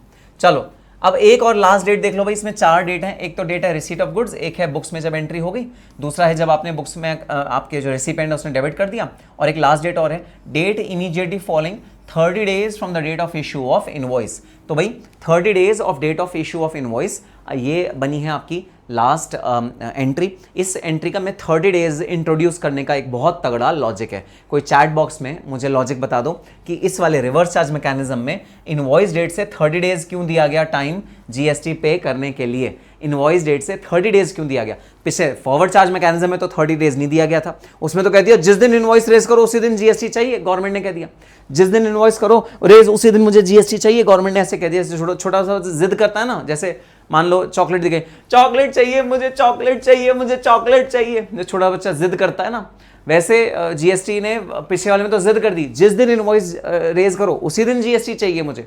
यहां इतना दयालु क्यों हो गया? 30 डेज दे दिए from the issue of invoice, 30 days दे दिए from the issue of invoice, यहां दयालु क्यों हो गया? चैट बॉक्स में जरा बता दो अगर तुम्हें पता है तो। यस, प्रशांत ने पहला सही उत्तर दिया, वेरी गुड, प्रशांत ने बिल्कुल सही उत्तर दिया, वेरी गुड। पुनीत कह रहा है क्योंकि उसको सप्लायर का टैक्स भी जमा करना, नहीं ये कोई लॉजिक नहीं हुआ पुनीत, प्रशांत ने दे दिया सही जवाब, वेरी गुड प्रशांत, ब्रिलियंट। और किसी का जवाब ही नहीं आ रहा। अरे और कोई तो बोलो, क्योंकि रिसीट तो बाद में हो सकता है सप्लायर से। ना ना ना, it's not about receipt Ankita, receipt की बात हो ही नहीं रही। अब सुनो क्या कॉन्सेप्ट है। कॉन्सेप्ट ये है कि भाई देखो, इनवॉइस रेज करेगा सप्लायर, रिवर्स चार्ज मैकेनिज्म में अगर सप्लायर रजिस्टर्ड पर्सन होता है तो इनवॉइस रेज करेगा सप्लायर, ठीक है। अब जब इनवॉइस रेज कर दिया सप्लायर ने तो ऑब्वियसली वो कोरियर करेगा रिसिपिएंट को, वैसे तो इलेक्ट्रॉनिकली भी ट्रांसफर कर सकता है, बट सपोज उसने कोरियर किया तो कोरियर में भी भाई हफ्ता भर तो बेयर मिनिमम लगता है कोरियर रिसीव होने में, ठीक है। 7 डेज लग जाते हैं कोरियर रिसीव होने में, सप्लायर से रिसिपिएंट तक 7 डेज में भाई कोरियर जाएगा। और सप्लायर ने जब इनवॉइस रेज किया उसके भी भाई 2-3 दिन लग सकते हैं जब वो कोरियर तैयार हुए, क्योंकि सप्लायर बहुत सारे रिसिपिएंट के भाई इनवॉइसेस रेज करेगा, है ना। सिमिलरली जब इनवॉइस रिसिपिएंट के दफ्तर पहुंचा, ऑफिस पहुंचा, ऐसा जरूरी नहीं है उसी दिन रिसिपिएंट उसे खोल खाल के देख लेगा कि हाँ भाई इनवॉइस आ गया है, अब मुझे जीएसटी पे कर देता हूं मैं, उसी दिन ऐसा नहीं होगा। हो सकता है उसको भी 2-3 दिन लगे, क्योंकि बहुत सारे ऐसे इनवॉइसेस रिसिपिएंट के पास आए हुए होंगे। तो गवर्नमेंट ने एक विंडो दिया कि ठीक है भाई, इनवॉइस जब तक तुम्हारे पास पहुंचे तुम उसे खोल के पढ़ो, तुम अपने अमाउंट को चेक करो कि ये अमाउंट है जो भाई ड्यू है, और फिर तुम पेमेंट करो। तो 30 डेज का टाइम तुमको दे देते हैं। 30 डेज का इसलिए टाइम दिया गया कि भाई 30 डेज इनवॉइस को पहुंचने में लग जाएगा, from the supplier to the recipient invoice पहुंचने में 30 डेज तो लग ही लग जाएंगे, तो इसलिए ये थोड़ा सा एक्स्ट्रा टाइम दिया गया है, ठीक है भाई। इनवॉइस आने में टाइम लगता है, रियान ने बिल्कुल सही जवाब दिया। प्राची कह रही है क्योंकि रिसिपिएंट के पास इनवॉइस लेट होता है, very good Prachi. From the fact of invoice issuance as it serves as safeguard to ensure timely compliance, पता नहीं, समझ में नहीं आया। चलो ठीक है, यहां तक का लॉजिक समझ में आया? जी सर, यहां तक का लॉजिक समझ में आया। अब मुझे एक चीज बता दो, वो कौन सा सर्कमस्टांस है, वो कौन सा एक सिचुएशन है जहां पर इनवॉइस सप्लायर नहीं जनरेट करेगा बल्कि रिसिपिएंट जनरेट करेगा। और उस इनवॉइस का नाम क्या है? सबसे पहले मुझे इनवॉइस का नाम जानना है। उस इनवॉइस को क्या कहते हैं? जब सप्लायर इनवॉइस नहीं जनरेट करेगा, रिसिपिएंट इनवॉइस जनरेट करेगा। और वो कौन सा सर्कमस्टांस होता है जब सप्लायर इनवॉइस नहीं जनरेट करेगा, रिसिपिएंट इनवॉइस जनरेट करेगा? वो बता दो क्या है, बता दो जरा चैट बॉक्स में। अब ये भी पढ़ के आ रहे हो तुम, अब ये भी पढ़ के आ रहे हो भाई, आरसीएम चैप्टर में रिवीजन क्लासेस में ही तुम सबने पढ़ा है, तो ये मत कहना अरे सर बहुत टाइम हो गया पढ़े हुए सर, कुछ याद नहीं आ रहा है, ऐसा मत बोलना, ठीक है। अब ये भी पढ़ के आ रहे हो।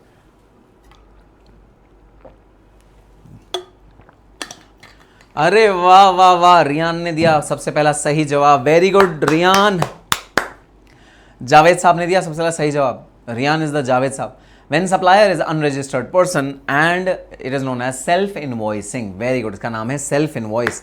मिधत का भी बिल्कुल सही जवाब सेल्फ इनवॉइस। जब सप्लायर रजिस्टर्ड नहीं होगा तब रिसिपिएंट इनवॉइस जनरेट करेगा। सोनम खान का सही जवाब, अंकिता का सही जवाब, प्रशांत का सही जवाब, Krishna right, Avisha right, Puneet right, Harsh right, Prachi right, Sonam right, Anjali right, right right right right right. यार तुम सब तो राइट राइट राइट होते हो हैं, तो मुझे थोड़ा सा रेस्ट दे दो ना। अगला चैप्टर तुम में से कोई आके पढ़ा दो। जब तुम्हें राइट ही जवाब, जब तुम्हें सारे सही जवाब ही देने हैं तो फिर मैं यहाँ क्यों बैठा हूँ ना, मैं क्या ही समझाऊँ तुमको। उफ, मैं तो परेशान हो गया हूँ। चलो 4 डेट्स पता लग गई। 4 वो कौन कौन सी डेट्स हैं जिन डेट्स के तहत आपको भाई इन डेट्स में से जो भी अर्लियर होगा आपको अपनी जीएसटी की लायबिलिटी इन चारों डेट से अर्लियर वाली रखनी है। इन चारों डेट से पहले जीएसटी की लायबिलिटी आपको पे करनी पड़ेगी, उसमें कोई आपके पास ऑप्शन नहीं है। ठीक है सर, बात समझ में आ गई। ठीक है, बात समझ में आई तो चैट बॉक्स में लिखो यस सर, यस सर। नहीं, हम आपको ही सताएंगे। लो खत्म रेस्ट। अंजलि ना ना ना ना ना रे ना रे ना रे ना ना ना ना ना रे। चलो ठीक है, आ जाओ नेक्स्ट चलते हैं। नेक्स्ट है भाई वाउचर के केस में आप कब मानोगे कि टाइम ऑफ सप्लाई हो गया। वाउचर के केस में गुड्स सप्लाई नहीं होते भाई। वाउचर के केस में क्या चीज़ सप्लाई होती है? वाउचर के केस में सप्लाई होता है हमारे जो एक राइट ट्रांसफर हो रहा है, राइट टू बाय समथिंग। ठीक है, राइट ट्रांसफर हो रहा है वाउचर के केस में, राइट टू बाय समथिंग, कुछ खरीदने का राइट ट्रांसफर हो रहा है इन case of voucher. Voucher last class में हमने पढ़ा था भाई, गिफ्ट वाउचर होते हैं, जैसे अमेजॉन के गिफ्ट वाउचर्स होते हैं। जैसे आप लोग मुझको कहो कि सर हमारे 80 मार्क्स आए हैं DT IDT में, सर हम आपको 50,000 रुपीज़ का वाउचर आपको गिफ्ट करना चाहते हैं अमेजॉन का, आप जो खरीदना चाहते हो आप खरीद लो अपने मनपसंद चीज़ें। ठीक है, उसे बोलते हैं गिफ्ट वाउचर। ठीक है, तो gift voucher, time of supply of gift voucher. Gift voucher का भाई टाइम ऑफ सप्लाई क्या होगा, किस समय माना जाएगा कि गिफ्ट वाउचर सप्लाई हो गया है, इसका टाइम क्या माना जाएगा, आओ देखते हैं। If the supply is identifiable at the point eight which voucher is issued, that is single purpose voucher. तो अगर सिंगल पर्पस वाउचर है, supply is identifiable at the time of issuance of voucher, for example voucher for pressure cooker और television और spa और hair cut. भाई voucher भी 2 type के हो सकते हैं। एक वाउचर हो सकता है जो स्पेसिफिक सिंगल पर्पस वाउचर है, जहां पर तुम्हें पता है कि इस वाउचर का तुम क्या यूज करोगे। फॉर एग्जाम्पल मैंने तुम्हें होटल ताज के वाउचर्स दे दिए, ठीक है, तो कि होटल ताज में तुम 5 days 4 nights का हॉलिडे कर सकते हो, मैंने तुम्हें वाउचर दे दिए। अब एक बात बताना, क्या इस वाउचर से तुम जूते खरीद सकते हो, रीबॉक के जूते खरीद सकते हो? आपको सर मैं ना जो आपने वाउचर का अमाउंट दिया है ना, मैं उससे ना जूते खरीदना चाहता हूँ रीबॉक के। नहीं खरीद सकते, बिल्कुल भी नहीं खरीद सकते भाई। तो इन्हें कहते हैं सिंगल पर्पस वाउचर, जहां पर प्रोडक्ट का पहले से पता है क्या प्रोडक्ट इस वाले वाउचर में खरीदा जाएगा। आपको पता है आपको इससे जूते ही मिलेंगे, आपको ये बात बहुत अच्छे से पता है। ठीक है, this is known as single purpose voucher.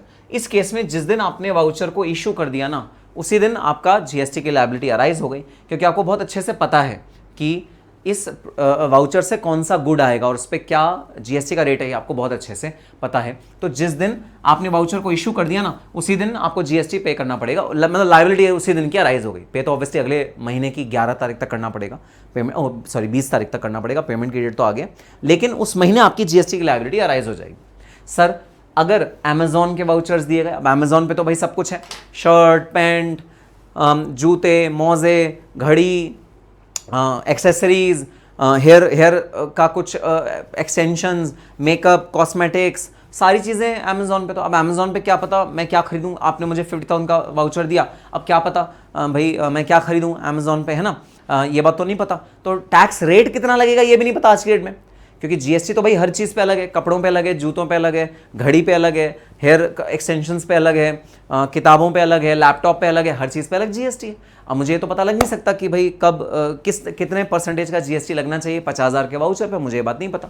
तो इस केस में जब जनरल पर्पस वाउचर होते हैं, तो जब भी आप वाउचर को रिडीम करोगे, रिडीम का क्या मतलब, जब इन वाउचर को एक्चुअली वहाँ जाके, मतलब भाई अमेजॉन के स्टोर पे जाके जब इन्हें रिडीम किया जाएगा, तब जाके भाई कहा जाएगा कि हमारा जीएसटी की लायबिलिटी आ गई। उस दिन आएगी जिस दिन इनको रिडीम किया जाएगा। ठीक है, जिस दिन उनको रिडीम किया जाएगा। ठीक है सर, बात समझ में आ गई। तो ये भाई हमारा वाउचर का case, in case of voucher. Voucher किस चीज़ के लिए रिडीम हो सकता है? Specific voucher, product is mentioned in the voucher can be redeemed. Very good.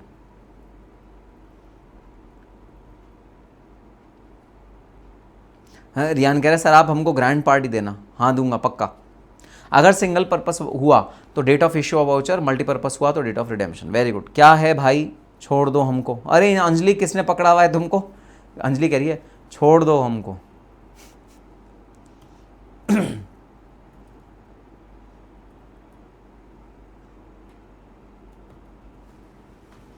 चलो भाई ठीक है, अब आ जाओ रेजिडुअल केसेस। अगर कोई भी और केस पड़ेगा, कोई भी और गुड्स होंगे जिनको भाई सप्लाई किया जाएगा, कोई भी और ऐसा गुड्स है जिनको सप्लाई किया जा रहा है और ऊपर वाले किसी केस में वो कवर नहीं होता, तो वो रेजिडुअल केस में फॉल कर जाएगा सेक्शन 12(5). अब ज़रा चैट बॉक्स में बता दो स्पेसिफिकली ये रेजिडुअल केस किसके लिए बना है। क्योंकि देखो भाई जो गुड्स हैं वो सिर्फ दो ही टाइप के हो सकते हैं, चाहे वो होंगे गुड्स विच आर रिमूव्ड, ठीक है, मूवेबल गुड्स या इमूवेबल गुड्स, तीसरा तरह का कोई गुड होता ही नहीं। तो रेजिडुअल कैटेगरी किस केस के लिए बनाई गई है ज़रा बता दो। क्योंकि ऊपर वाले जो केसेस हैं ना, मतलब ये जो है ना, ये है रिवर्स चार्ज मैकेनिज्म और फॉरवर्ड चार्ज मैकेनिज्म, इसमें हर गुड कवर हो गया है, हर गुड कवर हो गया, कोई बचा ही नहीं है। तो ये फिर किसके लिए बनाया गया है? ये किसके लिए बनाया गया है बताओ। मैंने ये बताया था अपनी रेगुलर क्लास में, दोबारा बताऊंगा। जो स्टूडेंट्स सिर्फ फास्ट ट्रैक बैच देख रहे हैं उनको डिटेल में दोबारा बताऊंगा। अरे वाह वाह वाह, अंकिता का जवाब आया है सबसे पहले, बिल्कुल सही जवाब आया है अंकिता का। Very good. उसका आता है Puneet Kaushal, Mohammad Riyan, Prashant, very good, perfect perfect. Krishna, Manish, very good. Avisha, very good भाई, बिल्कुल सही जवाब। तो देखो भाई अब अच्छा एक बहुत इंपॉर्टेंट इन्फॉर्मेशन है, ध्यान से सुनना ठीक है आगे बढ़ने से पहले। मैं क्योंकि मैं भूल जाता हूँ, मैं पिछली क्लास में भी ये अनाउंस करने वाला था लेकिन फिर पिछली क्लास में भी मैं भूल गया था। तो मैं क्या करने वाला हूँ, मैं अब ये अनाउंस करने वाला हूँ, बहुत इंपॉर्टेंट चीज़ है, पहले सुन लो उसके बाद हम टॉपिक पे वापस आएंगे।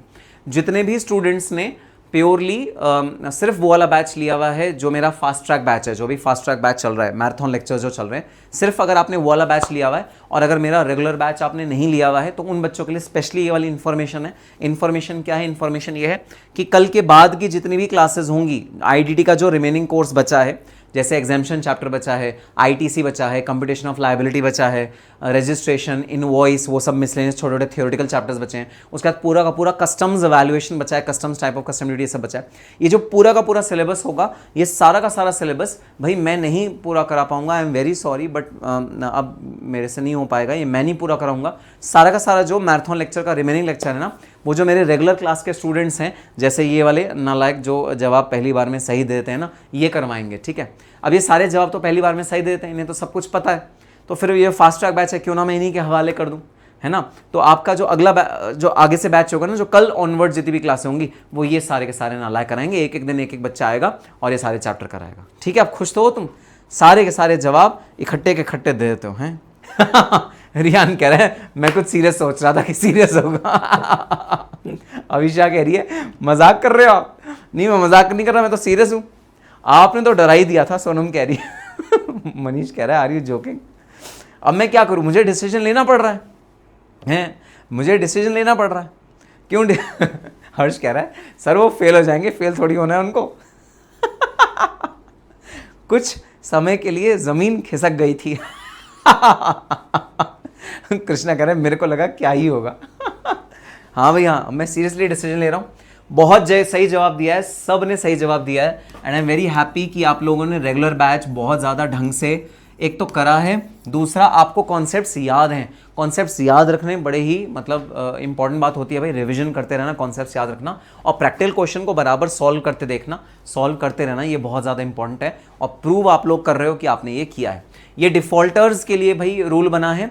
डिफ़ॉल्टर्स मतलब ऐसे लोग जिन्होंने पूरे साल भर भाई उन्होंने क्या किया, साल भर खूब जीएसटी के अंडर सप्लाई किया, ठीक है। कुछ ऐसे टीचर्स हैं जिन्होंने कैश में ले ली सारी की सारी पेमेंट, उन्होंने बैंक में कुछ भी पेमेंट नहीं ली, गवर्नमेंट को बताया कि भाई हमारी जो साल की इनकम है वो है 2 लाख रुपए, 2 लाख रुपए हम अर्न कर रहे हैं साल की, लेकिन उनका जो एक्चुअल टर्नओवर था वो था 30 लाख रुपए, 40 लाख रुपए, 50 लाख रुपए। उन्होंने बच्चों से पैसा लिया, लेकिन गवर्नमेंट को कितना शो किया, गवर्नमेंट को शो किया कि भाई 2 लाख रुपए का हम टर्नओवर कमा रहे हैं, उन्होंने कभी शो ही नहीं किया कि उन्होंने गुड्स को सप्लाई किया, सर्विसेज को सप्लाई किया, क्लासेस को सप्लाई किया, उन्होंने गवर्नमेंट को शो ही नहीं किया, गवर्नमेंट से हर चीज़ छुपा के रखी, कैश में सारी ट्रांजैक्शन करी।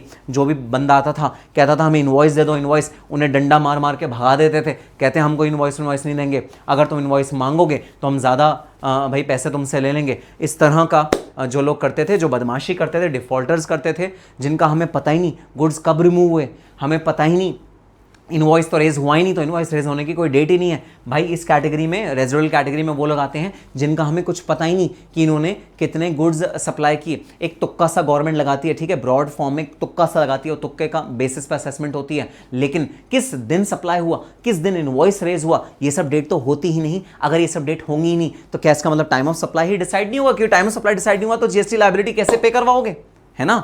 तो इसके लिए कह दिया गया कि भाई सुनना, ऐसे बदमाश लोग जिनके कई सारे दिनों तक आपने कोई डिफ़ॉल्ट किया, आपने कोई जीएसटी की लायबिलिटी नहीं बियर करी, आपने कोई जीएसटी का पेमेंट नहीं किया, इन तमाम लोगों के लिए हम लोग जो ड्यू डेट बना रहे हैं, जो टाइम ऑफ सप्लाई होगी, अगर उन्होंने रिटर्न फाइल करी है तो रिटर्न फाइल करने की जो तारीख, जिस दिन उन्होंने रिटर्न फाइल किया है, क्योंकि उन्होंने कम दिखाया होगा ना टर्नओवर, तो रिटर्न तो फाइल करी होगी, चाहे थोड़े अमाउंट की फाइल करी हो, है ना? तो जिस दिन उन्होंने रिटर्न फाइल करी है, रिटर्न फाइलिंग की डेट, या फिर इन एनी अदर केस जब उन्होंने रिटर्न भी फाइल नहीं करी, तो जिस दिन वो टैक्स पे कर रहे हैं, जिस दिन उनके घर रेड पड़ गई, जैसे रेड पड़ जाती है ना, जिस दिन रेड पड़ गई और गवर्नमेंट ने कहा लाओ भिलाओ टैक्स पे करो, उसी दिन उनका पॉइंट ऑफ सप्लाई मान लिया जाएगा, उसी दिन उनका टाइम ऑफ सप्लाई मान लिया जाएगा और जीएसटी उसी दिन की लायबिलिटी उनकी मान ली जाएगी। बहुत ज़्यादा इंपॉर्टेंट पॉइंट है, डिफॉल्टर्स के लिए ये वाला पॉइंट यूज होता है, जो जिस दिन टैक्स लायबिलिटी पे होगी ना जीएसटी की, उसी दिन उनका लायबिलिटी मान ली जाएगी कि आपको टैक्स देने की लायबिलिटी है। ठीक है, बात समझ में आ गई? ठीक है सर। क्या सर आप थोड़ा डरा ही दिए, अंजलि कह रही है। अच्छा, हम दिल्ली नहीं आ सकते, कोई बात नहीं, ऑनलाइन लेना क्लास, मैं भी तो ऑनलाइन ले रहा हूँ क्लास, तुम भी ऑनलाइन लेना। मेरे को लगा क्या ही हो, ट्रॉमेटाइज हो गए हम तो। मैं तो डर ही गया सर, डीटी के बोझ में दब गया हूँ। रियान कह रहा है डीटी के बोझ में दब गया हूँ, तो आ गया ना ये बिना बोझ का आईडीटी आ गया ना तुमको रिलीफ देने के लिए। Sir is such a nice actor, I was listening with full concentration. हमको लगा पहले की मैराथन का बात करने के बारे में बोलोगे, कभी सीरियस रहोगे तब भी लगेगा एक्टिंग ही कर रहे हो। रिटर्न फाइल की डेट, हाँ, on date on which tax is paid and filing of return, very good. Rate पड़ती है तो इनवॉइस निकलते हैं सब, जिससे शो कर पाए कि कहाँ से आया गुड्स। बिल्कुल रियान, ऐसा होता है, लेकिन ऐसा भी होता है कई गुड्स जो होते हैं वो बिना इनवॉइस के सप्लाई हो जाते हैं। तो उस केस में पता है क्या करते हैं, अगर इनवॉइस के बिना सप्लाई हुए तो भाई तो भी कोई रजिस्टर बनाया जाता है, एक कच्चा चिट्ठा, जैसे कच्चा चिट्ठा है ना, एक रजिस्टर बनाया जाता है जहाँ सप्लाई का पूरा डिटेल लिखा जाता है, वहाँ से पकड़ा जाता है कि कितना सप्लाई हुआ है। ठीक है, हाँ बिल्कुल अंकिता, जिस दिन ये पकड़ा गया, जिस दिन टैक्स पे करने की बात आई, उस दिन जीएसटी तो पे होगा ही होगा, उसके साथ इंटरेस्ट, पेनल्टी और पता नहीं क्या क्या और चीज़ें पे होंगी, बहुत सारी चीज़ें पे होंगी। भाई गवर्नमेंट ऐसे ही छोड़ती नहीं है, गवर्नमेंट ऐसे ही छोड़ेगी नहीं, बहुत सारी चीज़ें पे करनी पड़ेंगी, बहुत ज़्यादा तुम्हारा नुकसान होगा, याद रखना। हाँ अविशा सही कह रही है, बिल नहीं बनाते पर डिटेल्स तो होती हैं उनके पास कि कितना सप्लाई हुआ, और कहीं तो लिखती हैं, छोटे छोटे पेपर्स पे कहीं तो लिख के रखते हैं, ऐसा होता है। एक रजिस्टर बना के रख लेंगे, रजिस्टर में लिखा होगा सारा का सारा। ठीक है, चलो आओ अब चलते हैं अपने अगले टॉपिक पे। अगला टॉपिक का नाम है time of supply of services. Services के केस में भाई टाइम ऑफ सप्लाई क्या होगा? अब सर्विसेज में एक बड़ी खास बात है कि सर्विसेज जो हैं वो एक जगह से दूसरी जगह पे रिमूव नहीं होती, उनका कोई रिमूवल का डेट नहीं होता, क्योंकि सर्विसेज जो होती हैं वो इनटैंजिबल्स होती हैं, वो टैंजिबल नहीं होती, इस वजह से उनका एक जगह से दूसरी जगह ट्रांसफ़र होना मुमकिन नहीं होता, उनका भाई किसी भी तरह से ट्रांसफ़र नहीं होता। ठीक है, तो वो तो बस प्रोवाइड करी जाती हैं सर्विसेज, और वो जब प्रोवाइड करी जाएंगी तब हम उन सर्विसेज का टाइम ऑफ सप्लाई देखेंगे कि भाई टाइम ऑफ सप्लाई उन सर्विसेज के लिए क्या होगा। अब ज़रा एक बात मैं तुम्हें पहले ही ध्यान करा दूं, नोटिफिकेशन नंबर 66 का क्या होगा, यहां पर यूज़ होगा कि नहीं होगा, चैट बॉक्स में बता दो। नोटिफिकेशन नंबर 66 का बता दो क्या होगा, यहां पर यूज़ होगा कि नहीं होगा। नोटिफिकेशन नंबर 66 सर यहां पर नोटिफिकेशन 66 अप्लाई नहीं करेगा, very good, not applicable. Notification 66 यहां पर अप्लाई नहीं करेगा। यहां पर नोटिफिकेशन 66 के तहत हम लोग ये नहीं कहेंगे कि एडवांस पे जीएसटी मत लो, ना ना ना, यहां पर एडवांस पे भी जीएसटी लेना पड़ेगा, यहां जीएसटी एडवांस में भी पे करना पड़ेगा। तो नोटिफिकेशन 66 सर्विसेज पे अप्लाई नहीं करता, ये एक मेजर चेंज। ठीक है सर, बात समझ में आ गई। चलो भाई, periodic supply of service. Supply of service आप कभी कभी लेते हो, पीरियोडिक सप्लाई ऑफ सर्विस लेते हो तो जो जनरल रूल है, पहले जनरल रूल पढ़ाऊंगा। जनरल रूल है कि इनवॉइस जो आपको जनरेट करना है वो 30 दिन के अंदर अंदर जनरेट कर देना है। 30 days of supply of service, जिस दिन आपने सप्लाई ऑफ सर्विस करी उसके 30 डेज के अंदर अंदर आपको इनवॉइस जनरेट कर देना है। अच्छा, पहले ज़रा एक बार यहाँ पर आ जाओ, time of supply of services देख लेते हैं, उसके बाद इनवॉइस का ड्यू डेट देखेंगे। मैंने पहले से इनवॉइस का ड्यू डेट स्टार्ट कर दिया, पहले ज़रा यहाँ आ जाओ, ठीक है। अच्छा, टाइम ऑफ सप्लाई क्या माना जाएगा? अर्लीस्ट ऑफ, जल्दबाजी है गवर्नमेंट को, जी हाँ जल्दबाजी है, ठीक है। Number 1, if the invoice is issued with in the time period, अगर आपने इनवॉइस टाइम पीरियड के अंदर अंदर इशू कर दिया तो जो पहली डेट आपको देखनी है वो देखनी है date of issue of invoice by the supplier, कब सप्लायर ने डेट इनवॉइस इशू किया, और receipt of payment whichever is earlier.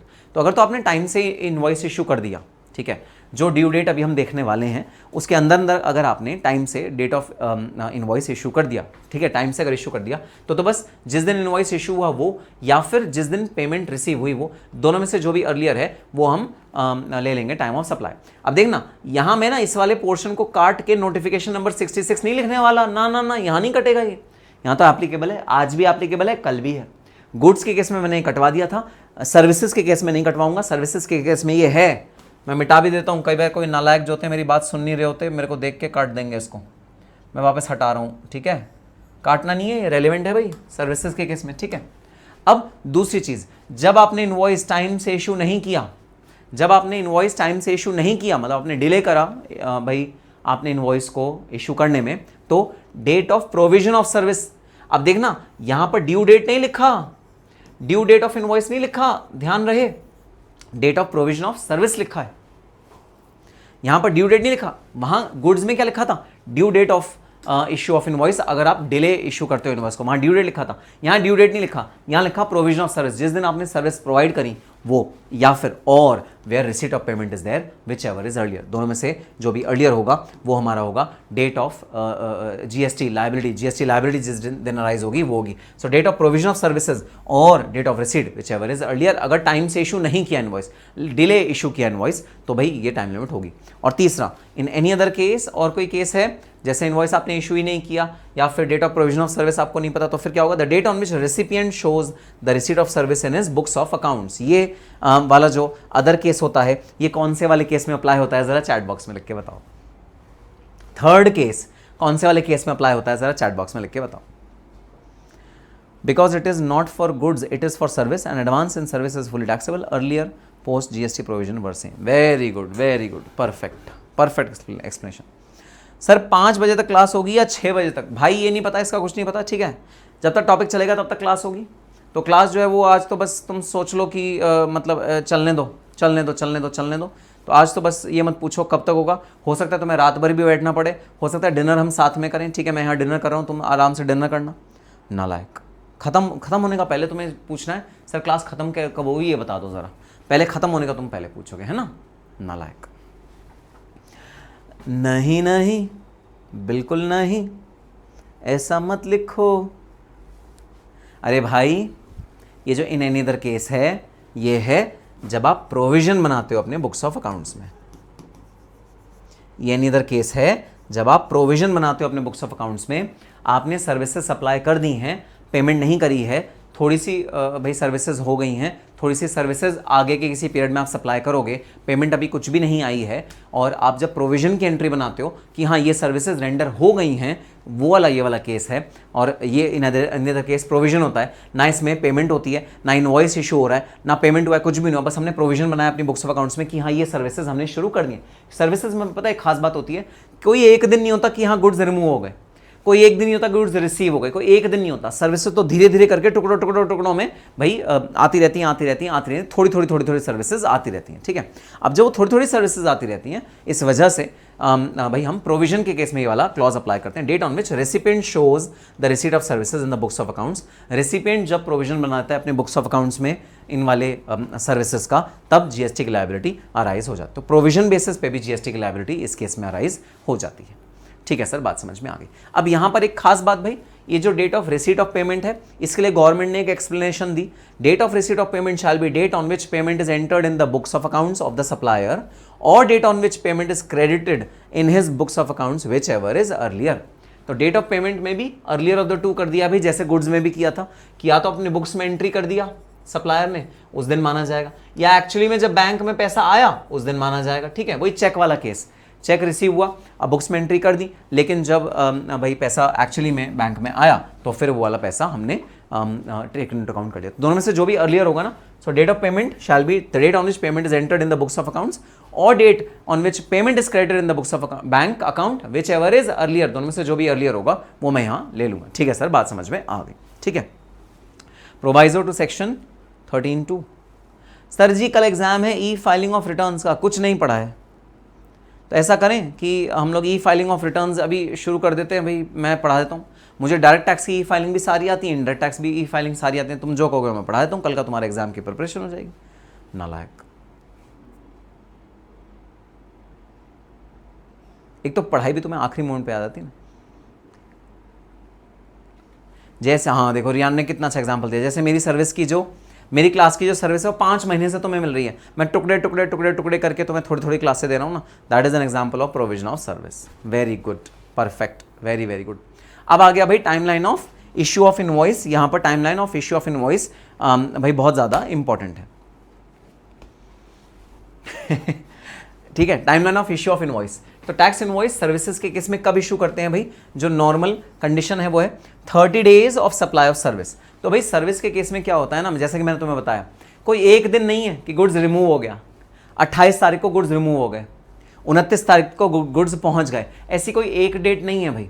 Services तो लंबे समय तक चलती हैं, क्योंकि सर्विस लंबे समय तक चलती हैं, इसलिए इनवॉइस की जो डेट हम रखते हैं वो रखते हैं 30 days of supply of service. क्योंकि कई बार क्या होता है सर्विस में भाई ऐसा बहुत बार होता है कि जैसे आप सर्विस देके चले गए, मेरे एएमसी है मेरा कि भाई एसी में मेरे तुम गैस भर के चले जाना, अब अगले दिन मैंने चलाया गैस दोबारा लीक कर गई, गैस लीक कर रही है मेरे एसी में से, मैंने अगले दिन दोबारा बुला लिया, भैया आओ ज़रा देखो गैस तो अभी भी लीक कर रही है ना। तो सर्विसेज के केस में ना थोड़ा सा मुश्किल होता है डेट डिसाइड करना कि किस दिन सर्विस पूरी तरह मिल गई है, वो बड़ा मुश्किल काम होता है, इसलिए यहाँ पर 30 दिन का बेनिफिट दिया गया।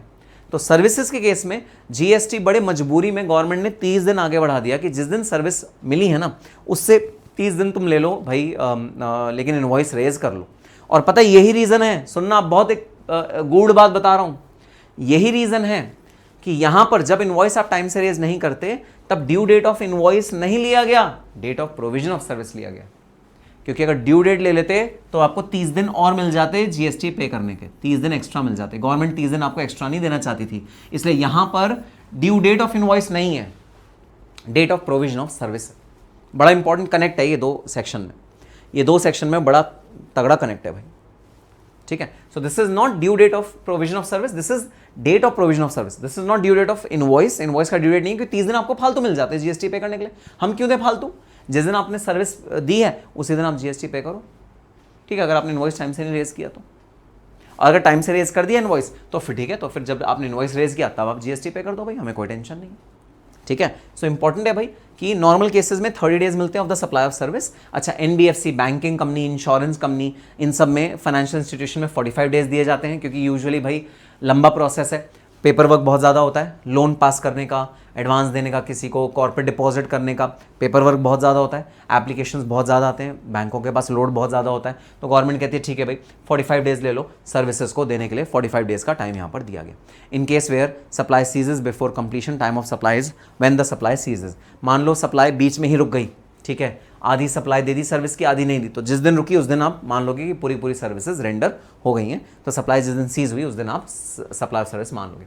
अच्छा, कॉन्टिन्यूस सप्लाई ऑफ सर्विसेज है, सप्लाई होती जा रही है भाई, कॉन्टिन्यूस सर्विसेज है ना, सर्विसेज बार बार सप्लाई होती जा रही है, उस केस में क्या होगा, अगेन वही जब भी ड्यू डेट है पेमेंट की, ठीक है, कोई तो एक दिन डिसाइड किया होगा ना कि महीने के एंड में हम लोग बैठेंगे पूरा हिसाब लगा लेंगे 30 तारीख तक, है ना, तो what is the due date of payment, तो फिर ड्यू डेट ऑफ पेमेंट हो जाएगी। या जब भी पेमेंट रिसीव हुई, अगर ड्यू डेट कोई है ही नहीं, तो जब पेमेंट रिसीव हुई तब हम कहेंगे कि आप इसमें इनवॉइस जनरेट कर दो। दोनों में से भाई जो कॉन्ट्रेंस सर्विस में दोनों में से जो आपका केस होगा, जब ड्यू डेट डिसाइड है तो ड्यू डेट ले लो, और जब ड्यू डेट डिसाइड नहीं है तो जब भी पेमेंट हुई तब आपको इनवॉइस रेज करना ज़रूरी है। तो ये है भाई due date of raising the invoice, ये इंपॉर्टेंट है हमारे पर्सपेक्टिव ऑफ यहाँ पर जो डेट ऑफ इनवॉइस है ना, वहाँ के हिसाब से ये इंपॉर्टेंट है due date of raising of invoice, क्योंकि यहाँ पर आप असरटेन करते हो इनवॉइस टाइम से रेज हुआ है या नहीं हुआ। ठीक है सर, अब आप कुछ बोल रहे हो क्या, मेरे से कुछ कह रहे हो? बताना जरा, कुछ कह रहे हो मेरे से? अरे वाह, मनीष ने क्या सही जवाब दिया है। दोस्त 30 days are prescribe for ascertainment of customer satisfaction. Very good, very good. क्योंकि सर्विसेज के केस में कस्टमर सेटिस्फैक्शन इंपॉर्टेंट होता है, इसलिए जो 30 days दिए गए हैं कस्टमर सेटिस्फैक्शन के लिए दिए गए हैं। वाह वाह वाह वाह, ज़बरदस्त। कभी कभी मुझे डर लगता है, अगर तुम लोग मान लो अपना तुमने इंटरमीडिएट क्लियर किया, ठीक है, इंटरमीडिएट क्लियर करने के बाद तुमने कहा जी हम ना जीएसटी पढ़ाना शुरू कर देते हैं, मेरा कितना सारा कंपटीशन बढ़ जाएगा। हाँ, मैं मान लो 250 रुपीज़ में, तो तुम कहोगे हम तो 249 में देंगे, 249 में देंगे हम। हाँ, मेरा कितना कंपटीशन तुम लोग बढ़ा दोगे, नालायक।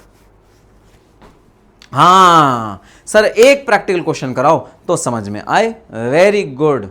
तो चलो आओ स्टार्ट करते हैं। एक प्रैक्टिकल क्वेश्चन अगेन एग्जाम वाला है, और अगेन जो अभी हमें इलस्ट्रेशन नंबर 7 किया ना अभी हमने, हम उसी क्वेश्चन में सप्लाई ऑफ गुड्स को सप्लाई ऑफ सर्विसेज मान लेंगे। तो इन इलस्ट्रेशन नंबर 7 दोनों कनेक्टेड क्वेश्चन है, एग्जाम में दोनों इकट्ठे पूछे गए थे। ठीक है, assume that supply of services instead of supply of goods, what will be the time of supply. आपका टाइम ऑफ सप्लाई क्या होगा अगर आप एज्यूम करते हो कि यहाँ पर सप्लाई ऑफ सर्विसेज हैं, सप्लाई ऑफ गुड्स नहीं है। ठीक है, आ जाओ जरा इलस्ट्रेशन नंबर 7 में, और बस गुड्स को सर्विसेज के नज़रिए से देखना। ठीक है, चलो सर्विसेज के नज़रिए से देखेंगे। ठीक है, ये है एडवांस, 7 मई को भाई एडवांस पे हुआ है 25,000 का। ज़रा चैट बॉक्स में लिख के बता दो 7 मई हमारा रेलिवेंट डेट आएगा या नहीं आएगा। 7 मई हमारा रेलिवेंट डेट आएगा या नहीं आएगा? नालायक। Brighter vision academy only 40। Arisha कह रही है सर हम तो ओनली 49 में सेल करेंगे। वाह, बिजनेस अपॉर्चुनिटी। हाँ, बताना रेलेवेंट है या नहीं है। बिल्कुल सही बात बोली भाई, रेलेवेंट है। यहाँ पर इसे इग्नोर नहीं करेंगे, ये बिल्कुल रेलेवेंट है। डेट ऑफ पेमेंट हमारा रेलेवेंट हो जाएगा हमारे इस वाले केस में। तो जो 25,000 रुपये है इस पे जीएसटी 7 मई को ही हमें पे करना पड़ेगा। ठीक है, अब दूसरी चीज़, जो हमारे भाई सर्विसेज डिलीवर हुई, हमारी सर्विसेज डिलीवर हुई 16 मई को। अब अगर हम सर्विसेज की बात करें तो इनवॉइस जारी करने का जो डेट दिया जाता है वो इससे 1 महीना दिया जाता है। ठीक है, 16 में से 30 डेज तुम्हारे पास अवेलेबल है। 30 डेज का मतलब हुआ भाई 15 जून तक इनवॉइस रेज करना ज़रूरी था तुम्हारे लिए। ठीक है, ड्यू डेट ऑफ इनवॉइस कितनी थी? 15 जून तक तुमको इनवॉइस रेज कर देनी चाहिए थी। भाई देखो 15 जून को भी इनवॉइस रेज नहीं करी गई, 15 जून के भी बाद करी गई। 15 जून तक इनवॉइस रेज करनी थी ना, उसके भी बाद करी गई। कब करी गई? 20 जून को करी गई इनवॉइस रेट। लेट करी गई भाई इनवॉइस जनरेट, लेट करी गई इनवॉइस जनरेट। तो अगर इनवॉइस आपने लेट जनरेट किया है तो फिर रूल क्या कहता है? रूल ये कहता है कि ठीक है भाई, फिर अगर तुमने इनवॉइस लेट जनरेट किया तो जब तुमने प्रोविजन फॉर सर्विसेज करी थी, जब सर्विसेज दी थी, that will be the relevant date. तुम्हारा जीएसटी लायबिलिटी कब हो जाएगी? जिस दिन तुमने सर्विसेज प्रोवाइड कर दी 16 मई को। ठीक है, तो 16 मई हमारा रेलेवेंट डेट हो जाएगा इस वाले केस में। चलो आओ देखते हैं, एक बार कराता हूं मैं। ठीक है, डेट्स याद रखना भाई, डेट्स मत भूलना, कभी ऊपर नीचे के चक्कर में डेट्स ही भूल जाओ। सो कहता है in the above case it would have been supply of service, the time of supply will be, time of supply क्या होगी in the present case? Advance of services will be taxable on receipt of advance. तो जब advance receive हुआ है तब हमारा advance taxable हो जाएगा। तो एडवांस कब टैक्सेबल होगा भाई? 7 मई को एडवांस टैक्सेबल होगा। 7 मई को जो 25,000 रुपये रिसीव हुए हैं ये भाई टैक्सेबल हो जाएंगे। जी हाँ, बिल्कुल टैक्सेबल हो जाएंगे। तो जो टाइम ऑफ सप्लाई है TOS वो 7 मई हो जाएगा 25,000 रुपये के लिए। और सर बाकी 50,000 रुपये के लिए, बाकी जो 50,000 रुपये है, ठीक है, अब इसके अंदर क्या है, जो बैलेंस है उसमें आपने सेक्शन 31 के अकॉर्डिंग टाइम से हमारा इनवॉइस नहीं रेज किया। 15 जून तक रेज हो जाना चाहिए था, आपने नहीं किया रेज। ठीक है, तो मैं क्या करूंगा, date of provision of service और date of receipt of payment whichever is earlier. बताना जरा, date of provision of service क्या था? 15 मई कुछ था ना? हाँ 16 मई था। Date of provision of service कितना था? 16 मई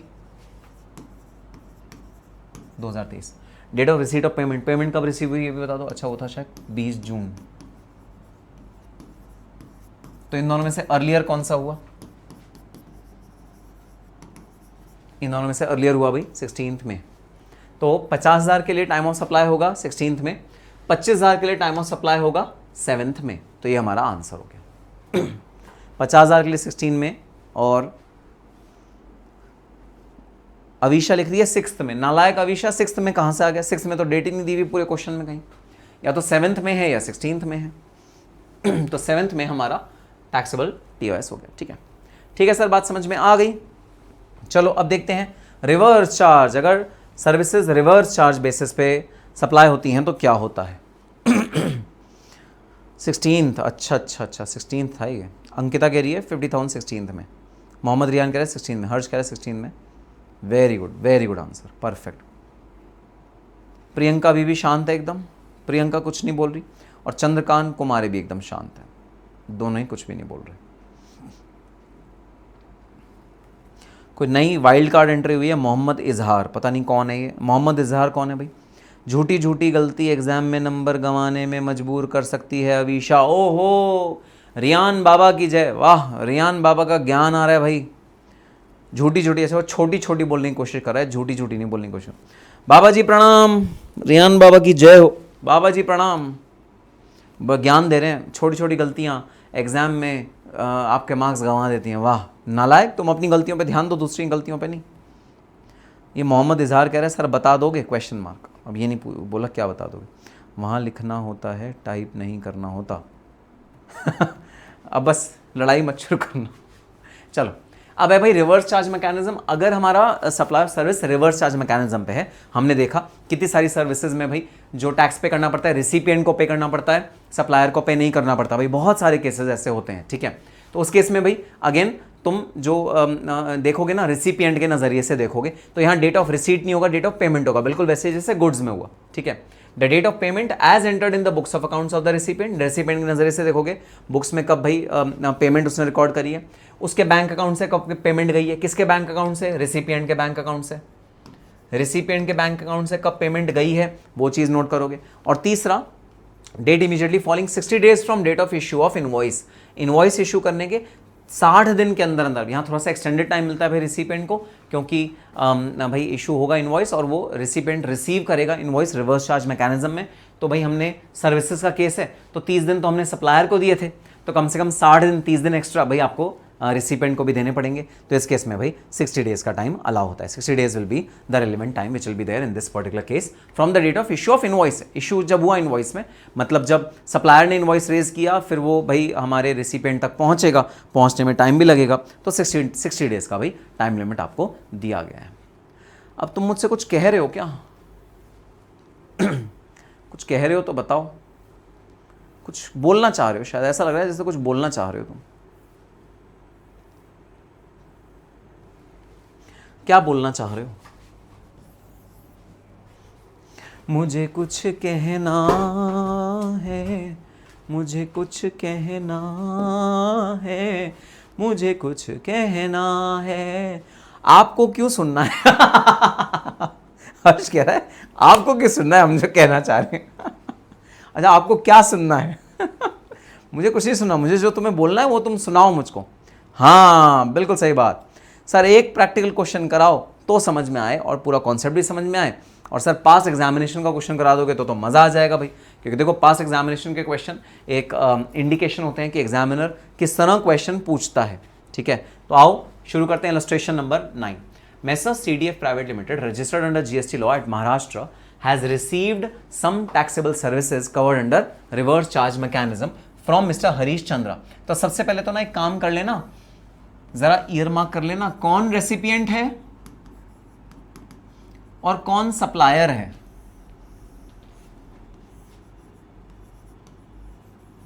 कौन रेसिपिएंट है और कौन सप्लायर है, जरा इसे आइडेंटिफाई कर लेना। रेसिपिएंट है CDF प्राइवेट लिमिटेड, क्योंकि बच्चों को बहुत कंफ्यूजन रहता है कई बार सर रेसिपिएंट कौन है, सप्लायर कौन है। एग्जामिनर भी सब खिचड़ी बना के देता है भाई, तो ये बहुत ज़्यादा इंपॉर्टेंट है। रेसिपिएंट आइडेंटिफाई करो, सप्लायर आइडेंटिफाई करो। और रिवर्स चार्ज मैकेनिज्म में टैक्स पे हो रहा है, मतलब रेसिपिएंट पे करेगा, CDF पे करेगा, ये बात भी ध्यान रखने वाली है, ठीक है सर। अच्छा एक्चुअल सप्लाई ऑफ सर्विसेज 3 जून को हो गई। इनवॉइस जो मिस्टर हरीश ने रेज़ किया, मिस्टर हरीश सप्लायर हैं और ज़रूर रजिस्टर्ड सप्लायर होंगे तभी उनको इनवॉइस रेज़ करने का हक है, ठीक है। हरीश ने इनवॉइस रेज़ किया कब? 9 जुलाई 2024 को, देखना काफ़ी टाइम बाद। अच्छा payment recorded in books of CDF, अब ये इंपॉर्टेंट है भाई, पेमेंट CDF के बुक्स में कब रिकॉर्ड हुई? 7 अगस्त 2024। Payment debited in bank account, bank account से कब गई? रिसिपिएंट के, रिसिपिएंट का भाई ये इंपॉर्टेंट है, ठीक है। रिसिपिएंट के ये डेट्स बहुत ज़्यादा इंपॉर्टेंट है। बैंक अकाउंट से कब पैसा गया? 14 अगस्त 2024 को। Payment recorded in the books of Harish Chand, Harish Chand के बुक्स में पेमेंट रिकॉर्ड हुई 8 अगस्त को, मतलब सप्लायर के बुक्स में पेमेंट रिकॉर्ड हुई हरीश चंद्रा। हरीश के बैंक अकाउंट से कब पेमेंट गई?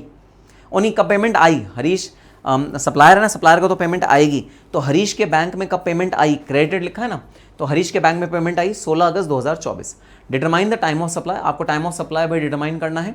For the purpose of payment of tax, tax की लायबिलिटी कब अराइज होगी, आपको टाइम ऑफ सप्लाई डिटरमाइन करना है। दूसरा क्वेश्चन है, सेकंड पार्ट इंडिपेंडेंट पार्ट है, जरा ध्यान से देखो।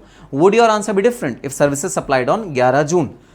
तो भाई पार्ट भी ये कहता है 3 जून की जगह अगर 11 जून को हमारा जो सप्लाई ऑफ सर्विसेज है अगर वो होता है तो क्या आपका जवाब डिफरेंट हो जाएगा। वो तो चलो बाद की बात है, बाद में देखेंगे।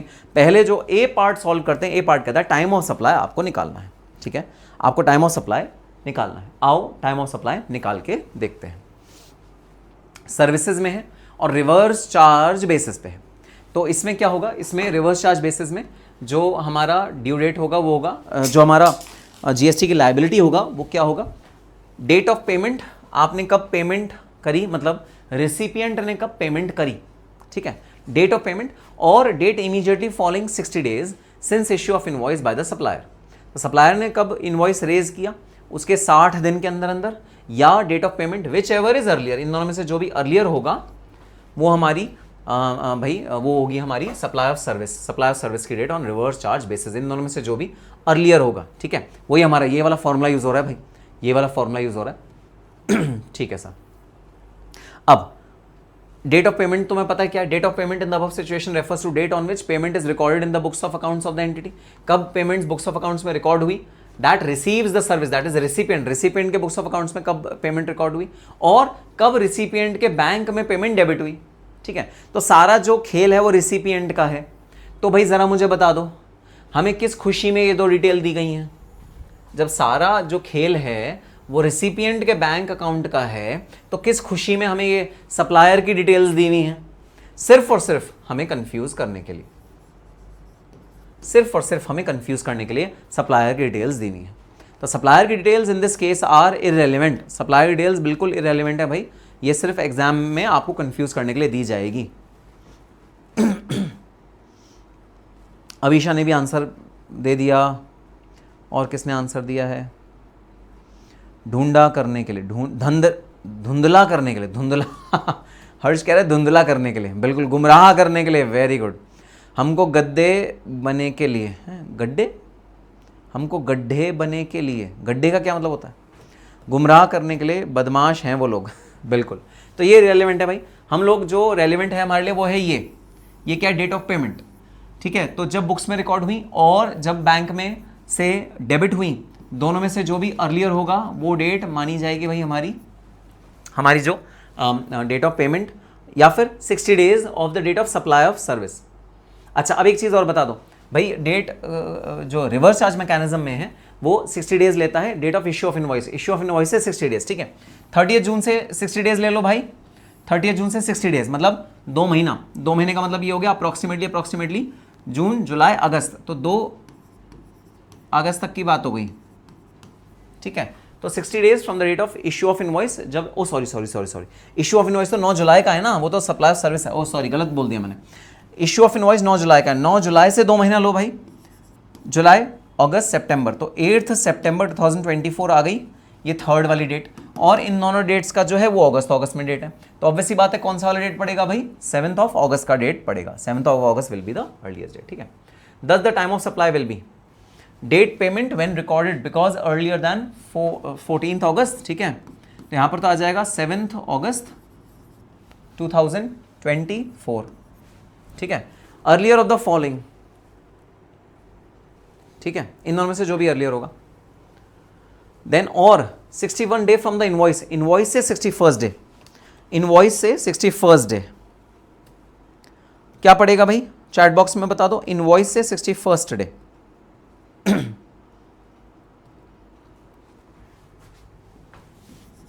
बिल्कुल सही जवाब। So time of supply will be, चलो देखो क्या इजी है भाई, इजी है ना।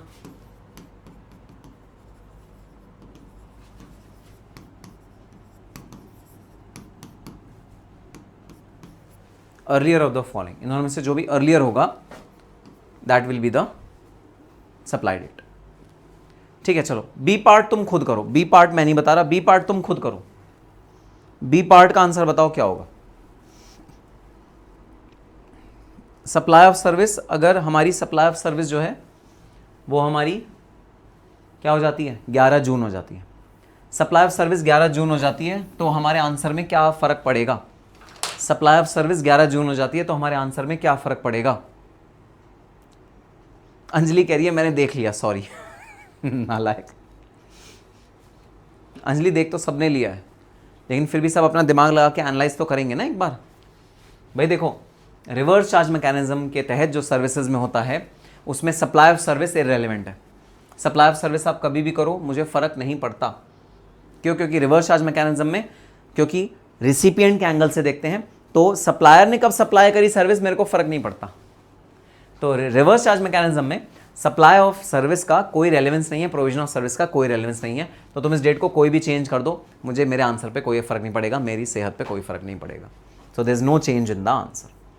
अपने लिए एक बार तालियां बजा दो, क्योंकि तुमने बिल्कुल सही आंसर दिया है तीनों ही क्वेश्चन का। और जी हाँ, काबिले तारीफ बात ये, मेरे आंसर बताने से पहले तुम लोगों ने आंसर दिया, मेरे आंसर बताने से पहले तुम लोगों ने आंसर दिया। That is the best part and it is a very very good part, very good. तालियां बजा दो अपने लिए।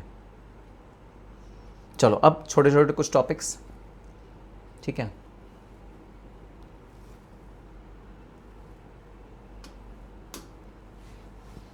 वाउचर, अगर सर्विसेज वाउचर के थ्रू मिलती हैं, गिफ्ट वाउचर है जिसमें सर्विसेज हैं, जैसे स्पा की सर्विसेज हैं, जैसे कोई भी क्लब की सर्विसेज हैं, क्लब की मेंबरशिप है, इस तरह की सर्विस हैं, तो वो सारा का सारा हम लोग टाइम ऑफ सप्लाई सर्विस के केस में कैसे करते हैं, आओ देखते हैं। If supply is identifiable at the point of time when voucher is issued, तो date of issue of voucher, वही जो गुड्स वाले केस में कहा था। और अगर सप्लाई आइडेंटिफाई नहीं है कि इन वाली भाई वाउचर से कौन सी सप्लाई ली जाएंगी, तो date of redemption of voucher हम लोग लेंगे एज टाइम ऑफ सप्लाई, वही वाली बात जो गुड्स में थी, ठीक है। रेजिडुअल कैटेगरी, अगेन ये डिफॉल्टर्स के केस में होता है भाई, जो लोग अपना टैक्सेस को टाइम से नहीं भरते हैं, जो लोग सर्विसेज का प्रोविजन नहीं दिखाते हैं, जो लोग गवर्नमेंट से होशियारी करते हैं, उनके लिए है ही। Where periodical return has to be filed, जहाँ भाई रिटर्न फाइल करनी पड़ती है पीरियोडिकली, वहाँ date of return is the time period. और जहाँ रिटर्न भी फाइल नहीं करी भाई उस धोखेबाज ने, तो जहाँ पर भी टैक्स पे कर रहे हैं उस दिन तक हम कहेंगे कि भाई आपका जीएसटी लायबिलिटी अराइज हो गई। चलो लास्ट टॉपिक आज की क्लास का, सेक्शन 14, जहाँ पर हम लोग देखेंगे कि अगर रेट चेंज होता है तो कौन सा रेट रेलिवेंट लिया जाएगा, ठीक है। अगर रेट चेंज हो जाता है, ठीक है, कई बार क्या होता है कई बार देखो ये टाइमलाइन है, ठीक है, ये मैंने इनवॉइस इशू किया, ठीक है, यहाँ पर सप्लाई हो गए गुड्स, ठीक है, और यहाँ पर पेमेंट रिसीव हुई, 3 अलग अलग डेट्स हैं, ठीक है। सुनना ज़रा, लास्ट टॉपिक है आज की क्लास का, 3 अलग अलग डेट्स हैं। क्या 3 अलग अलग डेट्स हैं? इनवॉइस रेज हुआ, फिर गुड्स को सप्लाई किया गया, फिर पेमेंट करी गई, ठीक है, पेमेंट रिसीव हुआ, पेमेंट करी गई, ठीक है। सो ये 3 डेट्स हैं। अब कई बार क्या होता है, सुनना, कई बार क्या होता है, कई बार इस पॉइंट पे टैक्स का रेट चेंज हो जाता है, काउंसिल की कोई नोटिफिकेशन आ जाती है कि जो रेट था पहले था 20%, आगे से लगेगा 12%, रेट चेंज हो जाता है, ठीक है। देखो रेट चेंज हो जाता है, और कई बार रेट यहां चेंज हो जाता है, तो रेट यहां पर चेंज हो जाएगा, कई बार यहां पर रेट चेंज हो गया। तो अब सवाल ये उठता है कि जब रेट चेंज हो जाता है, जब हम ट्रांजैक्शन कर रहे होते हैं और ट्रांजैक्शन करते करते ट्रांजैक्शन के बीच में अगर मान लो रेट चेंज हो गया, तो हम कौन से वाला रेट लें, क्या पुराने वाला रेट लें या नए वाला रेट लें, ये कैसे डिटरमाइन होगा, ये हम इस वाले भाई टॉपिक में कर रहे हैं। जब टैक्स रेट चेंज हो जाता है तो हम कैसे रेट का डिटर्मिनेशन करते हैं, that is what we are going to study now. और इसके लिए एक ब्रह्मास्त्र है जो तुमको ऑलरेडी दिया हुआ है, ठीक है। रेगुलर बैच के स्टूडेंट्स को ऑलरेडी उस ब्रह्मास्त्र के बारे में पता है, और जो भाई फास्ट ट्रैक बैच के स्टूडेंट्स हैं उनके लिए ये है वो ब्रह्मास्त्र। सेक्शन 14 का पूरा समरी यहाँ पर दिया हुआ है, सेक्शन 14 का पूरा समरी यहाँ पर दिया हुआ है। सेक्शन 14 जब रेट चेंज होगा, ठीक है, क्योंकि जब रेट चेंज होगा तो भाई हम कौन से वाला रेट लगाएंगे, क्या हम पहले वाला रेट लगाएंगे या बाद में वाला रेट, क्योंकि देखो टाइम ऑफ सप्लाई तो फिक्स हो गया, ठीक है, कि टाइम जीएसटी का जो पेमेंट का टाइम है वो ये है, लेकिन रेट तो फिक्स नहीं हुआ, रेट कौन सा लगेगा। टाइम फिक्स हो गया कि इस दिन जीएसटी पे करो, रेट भी तो फिक्स करना चाहिए कि भाई रेट जीएसटी का ये वाला लगेगा, ठीक है। तो रेट फिक्स करने के लिए section number 14 government of India ने भाई रिलीज किया। अब देखो ये मैंने एक चार्ट बना दिया है, इस चार्ट के तहत हम लोग अपना रेट भी फिक्स कर लेंगे कि रेट आपको कौन सा यूज़ करना है जीएसटी में अप्लाई करते हुए, ठीक है। टैक्स रेट चेंज होने से पहले का मेजॉरिटी या बाद का मेजॉरिटी विंस इनवॉइस प्राइस। अरे वाह वाह वाह, रियान को फॉर्मूला याद है, रियान को फॉर्मूला याद है, वेरी गुड, परफेक्ट। चलो आओ स्टार्ट करते हैं, ठीक है। अब देखो सप्लाई बाद में हुई, बाद में मतलब रेट चेंज के बाद, इनवॉइस भी बाद में बनी, रेट चेंज के बाद बनी, और पेमेंट भी बाद में हुई, रेट चेंज के बाद हुई, तो लड़ाई झगड़ा ही नहीं है, कोई टेंशन ही नहीं है। जो रेट होगा वो भी बाद का होगा, टाइम ऑफ सप्लाई सेक्शन 12(13) से डिटरमाइन होगा। अगर तीनों चीज़ें बाद में ही हैं, रेट चेंज हो गया उसके बाद की, फिर तो टेंशन ही नहीं ना, फिर तो ये भाई कोई डिस्प्यूट की बात ही नहीं हुई। अच्छा, अब सप्लाई पहले हुआ, इनवॉइस भी पहले जनरेट हुआ रेट चेंज से पहले, ठीक है, और पेमेंट भी पहले हुई, रेट चेंज से पहले पेमेंट हो गई, सब चीज़ें रेट चेंज से पहले हो गई, तो फिर डिस्प्यूट की बात ही नहीं, जो भी रेट पहले का है वही लगेगा। तो पहले दो केस तो बिल्कुल सिंपल, और इसमें तो कोई दिमाग ही नहीं लगाना। दिमाग क्यों नहीं लगाना? क्योंकि जो भी इवेंट्स अगर पहले ही हो गए, कोई कॉन्फ्लिक्ट ही नहीं है ना। अगर सारे इवेंट पहले ही हो गए तो फिर तो भाई पहले का रेट लगेगा, और अगर सारे इवेंट बाद में हुए तो बाद का रेट लगेगा भाई। तो यहाँ तो कोई कॉन्फ्लिक्ट ही नहीं है, यहाँ तो कोई टेंशन ही नहीं है। तो यहाँ पर नो टेंशन, बिकॉज हमारी तीनों चीज़ें अलाइन हैं। यहाँ तीनों चीज़ें हमारी या तो आफ्टर हैं या बिफोर हैं, तीनों चीज़ों का रेट उसके अकॉर्डिंग लगा हुआ है। तो तीनों चीज़ें एकदम अलाइंड हैं, तो हमें टेंशन की कोई बात ही नहीं। अब आएगी टेंशन की बात 1 से लेकर 6 पॉइंट पे, ठीक है। अब देखो सप्लाई आपके रेट चेंज से पहले हो गया, इनवॉइस भी आपने रेट चेंज से पहले लगा दिया, बट पेमेंट आपकी हुई है बाद में, पेमेंट आपकी हुई है बाद में, तो आपका रेट कौन सा लगेगा? पहले वाला भाई, मेजॉरिटी विंस, मेजॉरिटी विंस, ठीक है। आगे चलो, आपका सप्लाई पहले हो गया आपका सप्लाई पहले हो गया, इनवॉइस बाद में आया और पैसे भी बाद में आए, तो बाद वाला रेट लगेगा, मेजॉरिटी विंस। देखा कितना अच्छा फॉर्मूला है ये, मेजॉरिटी विंस, जो मेजॉरिटी हुई है वो भाई हमारी विन कर जाएगी, ठीक है। सो सप्लाई पहले हो गया, इनवॉइस बाद में आया, पेमेंट बाद में आई, मेजॉरिटी विंस, बाद वाला रेट लगेगा। अच्छा, सप्लाई पहले हो गया, इनवॉइस बाद में आया, पेमेंट पहले हो गया, तो रेट क्या लगेगा? पहले वाला रेट लगेगा, रेट पहले वाला लगेगा, बिफोर वाला। अच्छा, सप्लाई पहले बाद में हुआ, इनवॉइस भी बाद में आया, पेमेंट भी बाद में आई, अगेन मेजॉरिटी विंस, बिफोर वाला रेट लग जाएगा, ठीक है। देन सप्लाई इनवॉइस दोनों बाद में हुए और पेमेंट पहले हो गई, बाद वाला रेट लगेगा। तो हर जगह जहां भी मेजॉरिटी विन है वो हमारा रेट ऑफ टैक्स लगेगा, जिसमें भी 2 इवेंट, 3 इवेंट है ना, 3 में से 2 इवेंट जब भी हुए, चाहे बाद में हुए चाहे पहले हुए, वो वाला रेट लगेगा। जब भी ये इवेंट हुए, जो मेजॉरिटी वाले इवेंट हुए, उसमें ये वाला रेट लगेगा। तो अब जब भी टैक्स का रेट चेंज है, और एग्जामिनर तो मैं कह रहा कि भाई 15 जून से रेट चेंज हो गया, 15 जून के पहले ही सप्लाई भी हो गया, पहले ही पेमेंट भी आ गई, तो तुम कहो ठीक है पहले वाला रेट लगाओ। और एग्जामिनर कहता है भाई 15 जून को रेट चेंज हुआ, लेकिन 15 जून के बाद हमारा सप्लाई हुआ, पेमेंट भी 15 जून के बाद आई, तो बाद वाला रेट लगाओ। तो रेट जो भी होगा दोनों में से पहले या बाद, वो वाला भाई हमारा रेलिवेंट रेट होगा। तो रेट जो है वो मेजॉरिटी विंस के फैक्टर से चलता है, जो मेजॉरिटी विन का जो हमारा कॉन्सेप्ट है उसके हिसाब से चलता है।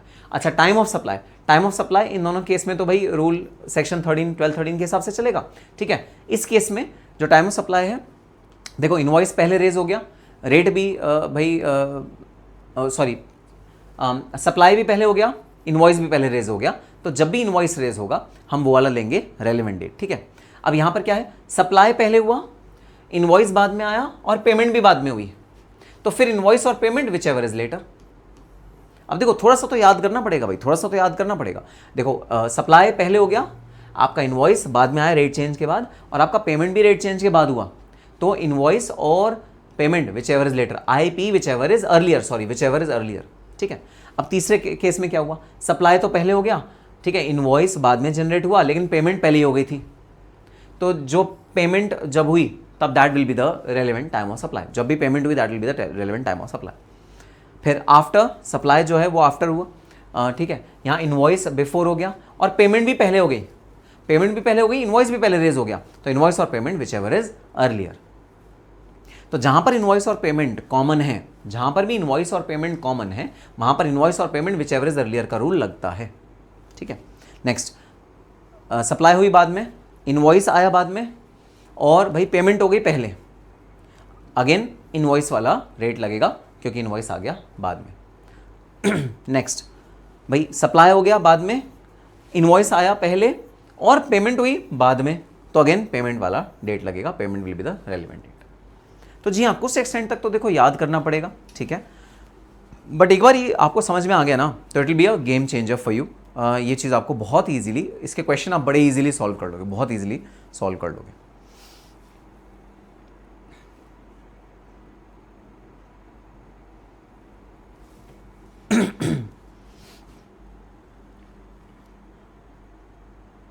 हाँ भाई हाँ, बिल्कुल सही बात बोली मिदत ने, बिल्कुल सही बात बोली, सप्लाई को इग्नोर करेंगे इस केस में। सर ये चार्ट ग्रुप में सेंड कर दीजिए। अरे भाई ये चार्ट जो हमारा ऐप है ना, ऐप के अंदर ये सारे चार्ट सेव्ड हैं, तो अगर तुम्हारे ऐप में ये चार्ट नहीं दिख रहे तुमको, तो तुम मेरी टीम को कॉल करो, उनको बोलो मुझे ये चार्ट दिख नहीं रहे, तो तुम्हें दिखने शुरू हो जाएंगे, मेरे ऐप में ये सेव्ड है। Yes sir please send Brahmastra on group. अरे ग्रुप में चलो सेंड कर दूंगा, लेकिन ये चार्ट वैसे अवेलेबल है, मैंने सॉफ्ट में अवेलेबल करा रखे हैं ये वाले चार्ट। ठीक है सर, बात समझ में आ गई। तो ये था हमारा rule on the rate of tax. जब रेट ऑफ टैक्स चेंज हो जाता है, बीच में कहीं रेट ऑफ टैक्स अगर चेंज हो जाएगा, तो हम रेट कौन सा लेंगे और टाइम ऑफ सप्लाई कौन सा लेंगे, ये हमारा सेक्शन 14 इस वाली चीज़ को डिटेल आउट करता है। तो जी हाँ, ये था हमारा सेक्शन नंबर 14। इसके बाद है कुछ FAQs जो ऑफ कोर्स आपको पढ़ने हैं, एक बार रीड जरूर करना इन वाले FAQs को भाई, इसमें से एग्जाम में क्वेश्चन आ सकता है। और ऑफ कोर्स उसके बाद हैं बहुत सारे पास एग्जामिनेशन के प्रैक्टिकल क्वेश्चंस जो आपको खुद करके देखने हैं, राइटिंग में करके देखने हैं। ज़रा चैट बॉक्स में लिखो कि हाँ सर हम राइटिंग में ये प्रैक्टिकल क्वेश्चन खुद करके देखेंगे, ज़रा चैट बॉक्स में ये बात लिख दो। कितना खुश हो रहा है कृष्णा, छुट्टी।